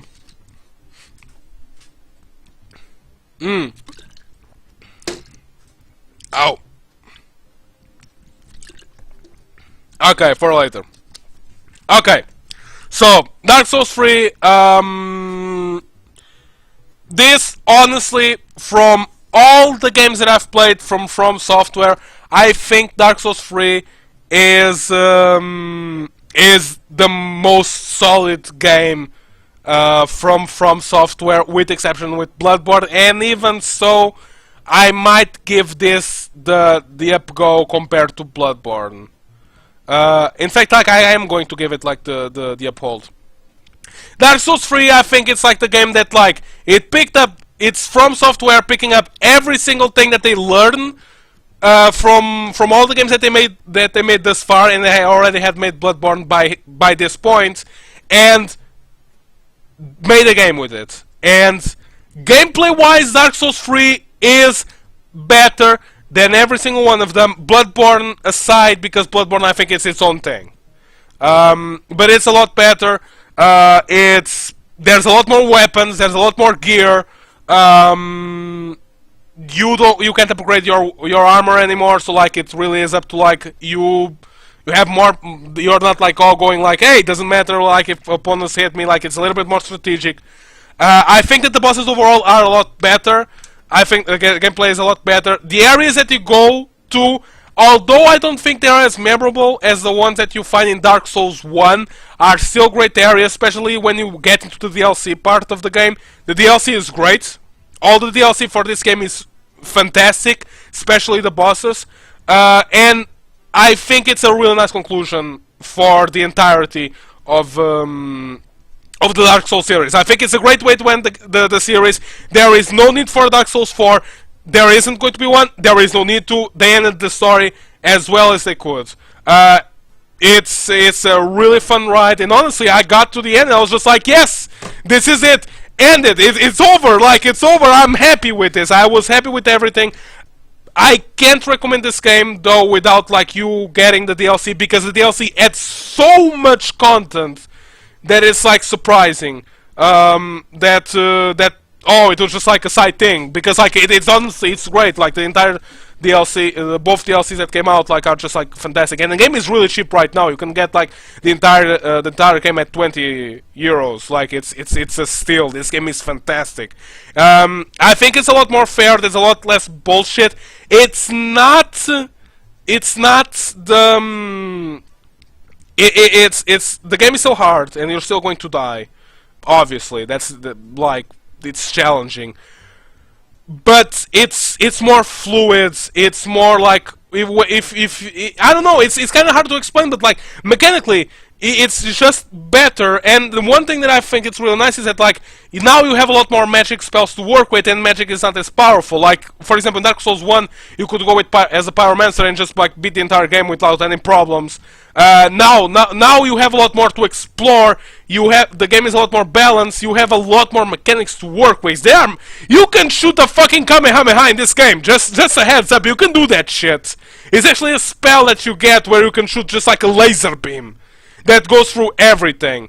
It's a fucking fantastic game. I can't stop praising it because like I honestly loved it. I think it was a great conclusion for the series, and it's just like I love it. I had to put the From Software game in here, and this was going to be it.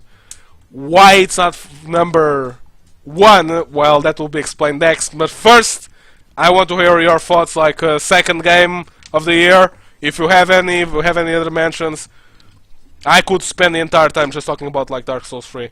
I guess the only downside that I would say for the game, while you guys put your picks there, is that like the characters in Dark Souls 3 are not as memorable as the characters in Dark Souls 1. Dark Souls 1 had Solaire, Dark Souls 1 had Solaire, had the Crestfallen Knight, had Peter, had Sigmire. Dark Souls 3 has some characters, but the characters that exist are either like boring and don't have anything like that. They have stories that don't mount to anything, or much of anything, or the ones that actually do amounts. It's just like them copy and pasting like a story that already happened in Dark Souls 1, which is like kinda bad. But other than that, like it's just overall better. So anyways, let's see. Delta Run. Delta Run. What is that game? I think the name tells me something. Delta Run. All right.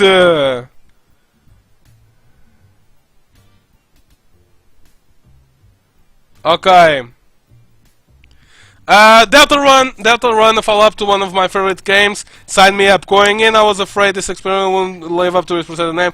While it's still a demo with plenty more to come, it has potential to surpass Undertale. One major improvement, the gameplay. It feels so much better and quicker than the Undertale. Now we have more options and ways to end the fight since we have party members. Aesthetic speaking, it looks on par with some areas while looking better than others, namely in later parts of the game.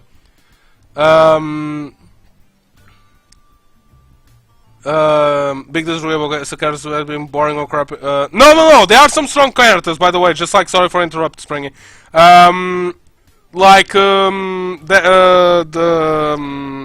For example, you have like Grey Rat. Grey Rat has his own stories. He's like great. Pasha has his own stories, like great. Sigurd is Sigmire.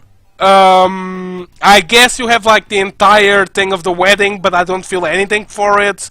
There are other characters, but like nothing. At least for me, nothing that stands out. It's my opinion. Anyways. One major improvement, the gameplay, it feels so much better and quick. We have more options with party members, aesthetics, host department, simply amazing. As for the story and characters, the highlight of previous for me was already in the story, but still not on the same level, but I really enjoyed what I got. Nothing to say more because of spoilers. There's a sense there's something wrong with this world, this world too. And I can't wait to see more of it. Okay? I didn't particularly like Undertale. It's not like, I just like, it didn't pull me as much as like pulled other people, I'm sorry. Ib did a better job at pulling me and than Undertale, what can I say? But yeah. Or if you like anything for the wedding. Focus your character on it. Okay, fine! Fine. But yeah. This is it, this is number 2. Nero, do you have a number 2? I know that you want to complain about Dark Souls 3, but like, do you have a number 2? I still think that like Dark Souls 3 is like amazing. Like, right. Oh, I'm gonna run this here on Shadow of the Colossus for the PS4. Great game. Felt like I was a bad guy for killing innocent giants. Mixed feels.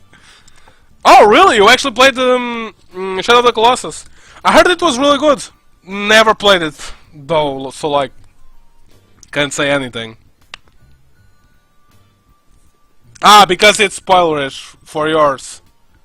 Oh, okay, okay. Okay. So, let's end this up. Let's see who is number 1. Unfortunately, I didn't pick up like a sound effect for drum rolls, so like I'll just make my own. Number 1 game of the year for me and my... Oh, right, and honorable mentions. Thank you, Springy. I was almost going to fuck up. But I didn't. Honorable mention, Springy, please do come up. Haha, you're going to have to wait.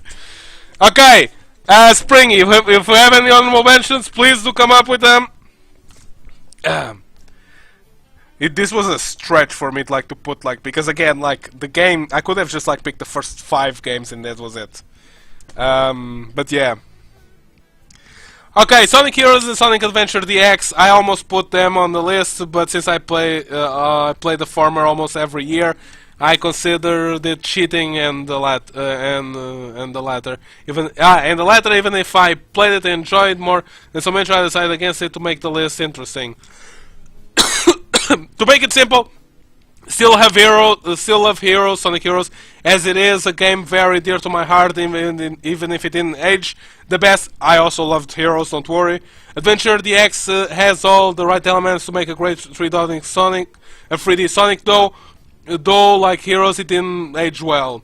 Ultimate Custom Night 5 Night Ultimate Custom Night 5 Nights at Freddy's, as the game stretch is the ultimate FNAF crossover. All the games are represented in some way, featuring the biggest roster of animatronics ever created. Sadly, I gone too far into it since there's not much to say. It's just an honorable mention. Okay. Okay.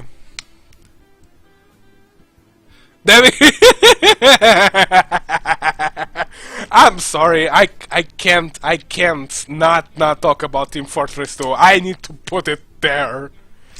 The deal is that like last year it wasn't Team Fortress 2. Last year I got bored of Team Fortress 2. Last year it was all about Paladins. The problem is that like I got tired of Paladins, and once I tried to come back I was just like, no, Team Fortress 2 is better. Fuck this shit. So yeah. But okay. Nero, I don't know if you have any honorable mentions. I think not. I think like there's only like the 2 last games. Anyways, so clip stream and send it to Valve. Okay, let's try this again. Last game, the first game, the game that I enjoyed playing most this year is number 1, Metal Gear Solid 5: The Phantom Pain. This is my favorite game of the year. Not by far, because I really like Dark Souls 3, but for me this is like my game of the year. So yeah, honorable mentions are physics and technology radiation. Metal Gear, there I said it, the Sonic game. So like I said, that's what I said. It's a Sonic game. There I said it. It's Sonic game. It's not a Sonic game.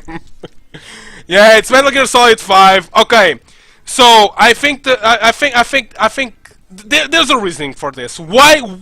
Because like, okay, Metal Gear 5. First of all, Metal Gear Solid 5. I love this game. This game for me, it's fantastic. I love every single thing about it. And even though it gets all the complaints in the world, I haven't finished it yet, so like, hey, be careful with spoilers. But even though I haven't played it all yet, and without actually like going like throughout the entirety of the game, I have to say that like I honestly, so like regarding the story, like I have to say, gameplay-wise, I love this game. I love the millions of ways that you can approach each and every single like points. The way that you can just like, you can go from stealth, you can just go with the bazooka, you can terrorize the entire world, or you can just stealth your way by and just like rob tanks. It's amazing. I love the micromanagement in the game. I love putting my tiny little soldiers doing different tasks all around, just like because I like management games, just not enough, you know, like to put them as like, oh, I just like love the games because a reference to the last game. But yeah, like I honestly I think that this game is fucking great. I love the interactions between the characters. The only thing that bothers me like more or less is like the whole thing of like you getting back to the mother base and you can't say hello to the guys that you like rescued. They're just like, hello boss, and you just like, you can't say anything. You just can hide in boxes. You can just hide in boxes. Just like, okay. Anyways. Anyways. But then I remember it's Metal Gear. I was just going to write my opinion, but remember it's Metal Gear. Yeah, like it's... And I gotta go to bed. Yeah, okay, I'm gonna keep this quick. Like, really like to just finish it all up. The reason, because like, there's also like a reason, because I really like Dark Souls 3, but I think that, but here's the deal. The main reason why I like this game more than Dark Souls 3 is very simple. Metal Gear Solid 5 has Didi. Okay? You see that pretty dog there? That pretty wolf dog there? That's the reason. That's the reason. Dark Souls 1 had Sif. It was a pretty wolf. Dark Souls 3, where's my dog in Dark Souls 3? There's no dog in Dark Souls 3. That's it. That's how you do it. You compare it. It's the Dark Souls 1, and then there's Didi, and then Dark Souls 3 has no puppers, live ones. They are the undead ones, but like live puppers. So there you go. You have a dying wolf and you have a wolf, but no. It's you don't get any of that. But seriously, okay, so like, but seriously, the reason why I prefer Metal Gear Solid 5, just like quick note, is that like, even though Dark Souls 3 gives you a lot of stuff to work with, you have like a lot of variation, like with type of weapons, armory and shit, the way that you come face to face with situations. Once you decide to go with a certain like type of, like, let's say you want to make like a brute guy or like a magic dude, you need to stick with that until the end of the game. We saw it Snake like with Metal Gear Solid 5, at least like you can just simply like choose whatever the fuck you want to go with, and that for me is more important. I love having the power to just like choose what do I want to do. So that's it. That's the reasoning. That's it for me. This is it. This was the number one game that I love to like, that I like played most like this year. Anyways, let's see.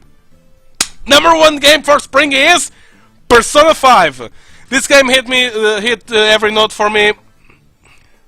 Hit every note for me. My PS4 quickly became a Persona 5 machinery. Okay, sleep time, folks. Have a Merry Christmas, little Christmas. Yo ho ho! Ark, thank you so much for coming. Take care and good night. Yeah, good night. See ya. What a swell guy. I wish he came to my streams more often. Ah well. Anyways, let's see. Persona 5, this game hit every note for me. My PS4 quickly became a Persona 3 machine as soon as I got it. You play as a generic looking RPG protagonist that has almost the entire world against him. You are considered a criminal, forced to move out to a different town, and consequently a new school where most people give you the cold shoulder. I wonder why. Things gonna turn for the worse when you get sucked into a strange world full of monsters and demons. Having played a little bit of Persona 4 beforehand, I knew that the series could, what the series could offer: dungeon crawling with monster collecting, school life, and hangouts. Even still, this game offers so much more. The dungeons are visually diverse and fun to traverse through. That's good. Some more than others, okay. The battle mechanics feel much more quick, tighter, and visually appealing, pleasing. There's a reason why the battle stance became a meme. The plot is engaging and kept me hooked, even if a bit black and white in some instances. The characters felt organic, with realistic and relatable struggles, and a few of the villains, while one note, okay, felt disturbingly accurate. The host is god tier as expected. It's a game I highly recommend. Okay, Persona 5, I haven't played it yet. I know that Nero actually wants to try that game, or at least like she was really excited for the main characters to show up in Smash, so have it at you. The game looks fantastic. With Persona, I know a little bit about Persona because of Persona 3, which I didn't finish. But I played a little bit of it. It was like on my top 3 games last year, if I'm not mistaken, top 3 or top 4. And I remember really enjoying it. But my main problem was literally that the game was just really repetitive and boring. The dungeons in the Persona 3 seem really nice, like visually appealing, but in Persona 3, god damn it, it was always the same goddamn corridors over and over and over again. It stagnated really quickly. That's why I didn't want to continue, honestly. That made me drop it. So for Nero, because like it's pretty much the same thing, only in reverse. Number 2, Metal Gear Solid 5, because I love Metal Gear Solid in general, because I'm a transhumanist and I like older men, and I highly prefer open world games and I value gameplay a lot more than the story, and this one lets you approach every situation from any way you want. It's easy to get in, but hard to master with the easy tools that you are given, and I adore it. And it's a lot different from what I usually play, but really good. Number 1, Dark Souls 3, because it's the perfect ending for the series. The bosses are really interesting, are all interesting combat and lore-wise. The weapons are easy to use but hard to master. Lore, good gameplay, good characters, good more endings, good more role-playing, potential good. Fuck you, DMX, I cried with Dark Souls 3. I legit got emotional like 3 times. I want to fucking cry when I think about it. I did Secret wrong. The Slave Knight boss. I'm sorry, but nothing Metal Gear Solid will drop that Slave Knight ending. Okay, I understand. You should try it sometimes. Believe me, the dungeons are so much better. Once I get the game, eventually, which probably won't even be me, it will be Nero, then I will try it. Right now, honestly, yeah. I don't know, like, I have like, more stuff that I wanted to say, like, I wanted to add up the, like, the top 5, games for mobile that I played. I can make a quick run, and the games that that I'm really excited for next year. I don't know, like, if you guys like would like to hear just like a quick run of all of them. If not, we can just like leave it at this.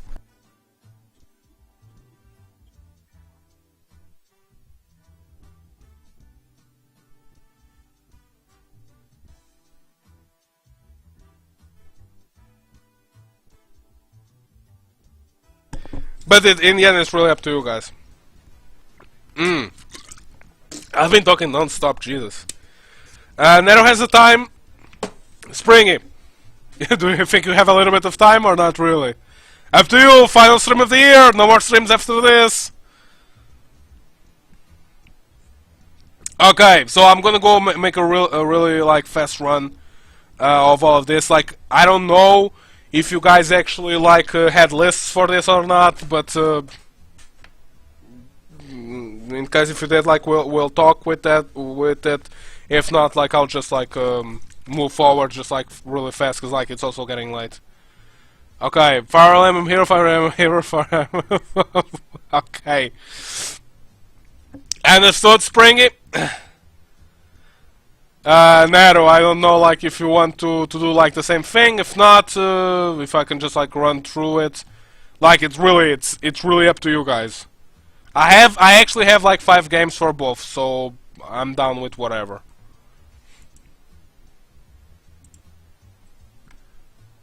Uh, no, last stream of this year, of the year.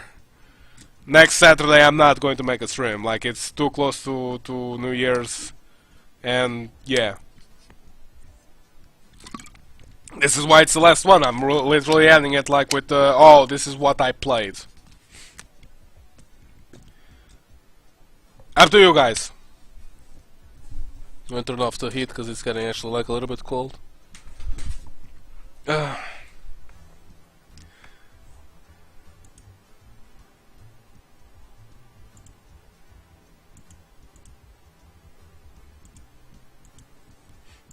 Games I'm looking forward, Death Stranding, my amigo Pedro, and Switch game that I'll to get Fury that sells, Pokemon Genesis, Pokemon. Okay. Okay, some of them actually came out. Yeah, Pokemon Go and Fire Emblem, to be honest, are the ones that I play. Okay. Okay. I'm gonna put the mobile games since like oh you already like said which ones they were. So like my number 5 game was mobile game was Plants vs Zombies. This one is just like, oh, it's an oldie. I like Plants vs Zombies. It's a nice game. Like on the mobile, it's just like, okay, I'll do it. Like, just for the sake of like, I remember enjoying it. It has some strategy. It's nothing special. It's not hard or anything. So yeah, that's like my first game for mobile. There's nothing to add to it. It's just like it's Plants vs Zombie. What do you want me to say? It's old as fuck. I just like to play it on the cell phone. My number 4 is Fire Emblem Heroes. I would be lying if I say that I didn't get some enjoyment out of this game, but the way that like the thing works, where like you need to, I feel which there's probably like a meta to this game, and the problem is that like I feel that like if you know the characters, who they are, what they represent, and all that shit, like then you play it, you'll get a lot of enjoyment out of it, enough to actually like go to that meta. But if you don't know them and you're just like, oh, I'm playing with these characters because it sounds cool or it looks cool, it's a little bit like when you get to the meta, it's like I don't care. I don't connect with these characters at all because like I only know them by the looks and by what they say, which is very little. So yeah, but at the same time, I did have some enjoyment with it. So okay. My number 3 is Card Thief. Which is a game that I've been playing. Okay, so I just have to say this right now. Mobile games for me are games are like games to play when you are in the toilet. I know the other games, at least like Fire Emblem Heroes has entire meta, so like it's a little bit different. But like the vast majority of games that exist for mobile are shit toilet games, which is just like you go take a shit and you play them. And this is the game that I played the most. Each time that I get to work and go take a shit, this is the game that I'm going to play. Unfortunately, I already like passed like the single player modes. There's like it's a fun little game. You just like need to collect like money and cards and whatever. I don't know. I managed to connect with. I didn't, so yeah. Anyways, like Card Thief is just like a game where you need to collect like money, and you need to get to the end. It's kind of hard to explain. Like I'll have to go through a run through with this. I like after playing half of the game, I still didn't know like I still didn't understand like how the game worked on its entirety. But yeah. This is like the game that I always play when I took a shit at my work. My second game is Yu-Gi-Oh! Duel Links.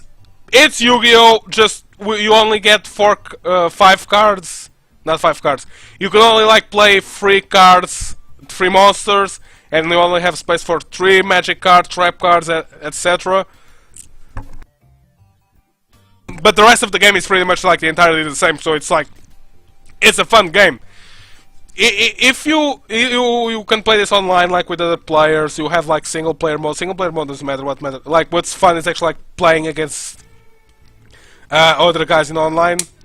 The problem is that sometimes you find people that are really experts in this, in the sense of like in the first turn they just like pull out a monster with 5,000 points, and it's just like they kill you in one hit. It's like there's not nothing to it. But when you get like the type of guys that are also like trying out with new stuff and are not just like going as meta as they can, it's actually really fun. I also really enjoy this one. And my number one favorite game for the mobile is Pokemon Go. There's no way around it. Like, if every game for mobile is a shit toilet game, Pokemon Go is probably the only game that like escapes the rule. It just is. Like, you go outside and you collect Pokemon. You can't be on. I mean, I guess you can be on a toilet and just like still catching Pokemon if you're in an area like that. But like that's not the purpose. It's not the objective. So like, I think this is a more interesting one. It's just like overall, it's just a more interesting one. Now they introduced like battles recently. I guess like I don't really care. I like the way the gyms work personally. So yeah.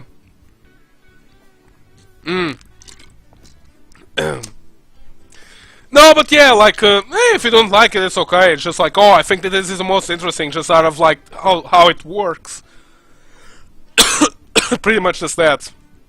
Okay, but these are my like 5 mobile games. Now, for my most wanted games, first of all, it's Medieval. There's going to be a remaster of Medieval. I love Medieval. I played it like not the original PlayStation 1 version, the PSP version, and I loved it. I want to go for it again. I remember the humor being completely amazing for this game. So like I'm just like, yeah, no, I'm down. I'm done with that. I'm excited for this remaster. I really want to eventually get it. It's just like the story of a skeleton that somehow got wrapped up in like a mess, and he's just like killing stuff and just like trying to get the other side. The thing is that like his story is actually like kind of fun because like he died as a human, like, and people praise him as a hero, but he just sort of like dropped dead because he got an arrow to like his face, because like he just nonchalantly he was like the leader of a big army, I think, but then like he just like immediately as soon as he got into battle just like got shot in the eye and just like pfft, dead. But he was revered as a master, so like yeah, I honestly really want to get this one. So that's like game number 5 out of the 5. Next game that I really want is a game called Knights and Bikes. This is the Undertale game that I want. It's a little game that I think it's going to come out next year, which is about just like 2 kids, just like imagining the world like as kids, going from one, just like using imagination. I don't know. It's one of those games that I'm actually honestly like really anxious to try, really excited to try it, because like it seems just like the story game that I want to try. You know, not the story game that everyone like is impinging on me with the Undertale and other games like that. No, it's the story that I honestly to God want to know. I want to know, like it sounds like a fun game. It's just like if you know how the mechanics work with Don't Starve, the mechanics here are kind of like the same-ish, even though like you're not trying to fight for survival. It's just like a story between kids and how they will see the world and stuff like that. It sounds really fun. Honestly, go check it out. It honestly left me like, I want to try this. It sounded so much fun, and it's a game about like you know, like the innocence like of being like a kid and stuff like that. I don't know, I connect a lot with like that entire stuff. So yeah, that's my 4th game. My 3rd game, it's also like a really obvious one. It's Luigi's Mansion 3. I love Luigi. I loved Luigi's Mansion 1. I haven't played the 2nd one yet. I want to play it, but any game that Luigi has, I'm happy that he has it, because it's like he deserves it. It's its own little thing, but I feel it's so different from, you know, like from Super Mario that I'm just like, yeah, I'm excited for this, from this one. I hope it turns out great. Luigi deserves all the fame and success because like it's a fun game, it's a fun concept. I loved it. I love it. So yeah, that's the next game I'm really excited for. Yeah, Digimon Survivor and Smash Ultimate DLC, if that counts. It's okay, I guess. Digimon Survivor, the only Digimon game that I honestly really enjoyed. It was Digimon 1, Digimon World 2003, and the Digimon card battle. That's it.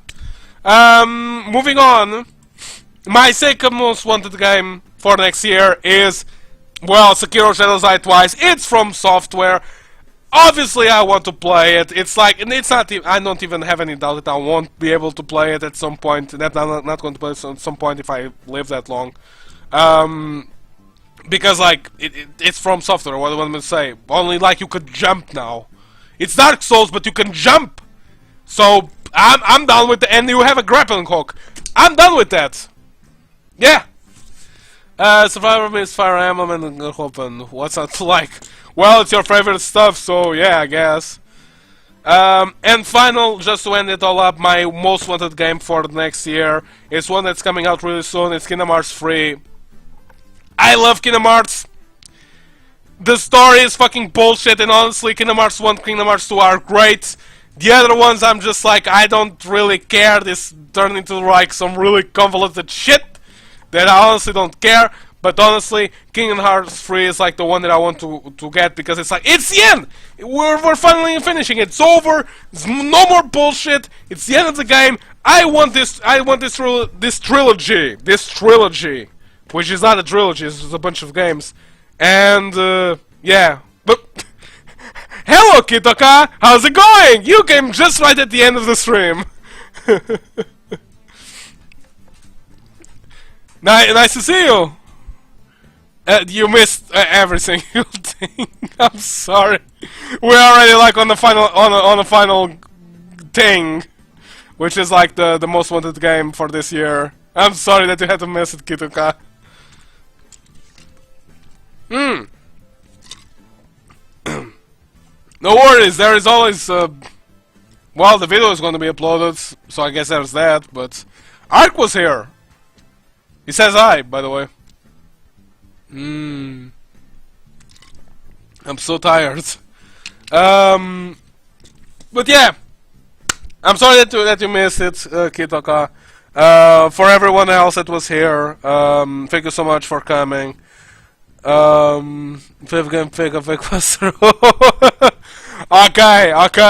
Well, there it is. Kitoka's favorite game for the year is Monster Hunter World. It was like on the top 10 from Nero. I never played it. We'll play it eventually once the price drops to a reasonable price that I can afford. It's not on my list of priorities. But yeah, like I was saying, thank you everyone for coming. I'm sorry, I'm really fucking tired. I've been talking non-stop for 2 hours and a half. I'm really tired. So yeah. Thank you so much for coming, everyone. Merry Christmas, Happy New Year, have a good one, start up with the right foot, and come the next year of disaster for most of us. And for gaming, it's gonna be a really interesting year with some really nice releases. Hopefully we'll get The Last of Us 2, hopefully we'll get Death Stranding. There's the Digimon Survivor game, Kingdom Hearts 3, Sekiro Shadows Die Twice. It's going to be a great year for video games, so let's keep it rolling. See you guys next year. Goodbye, everybody.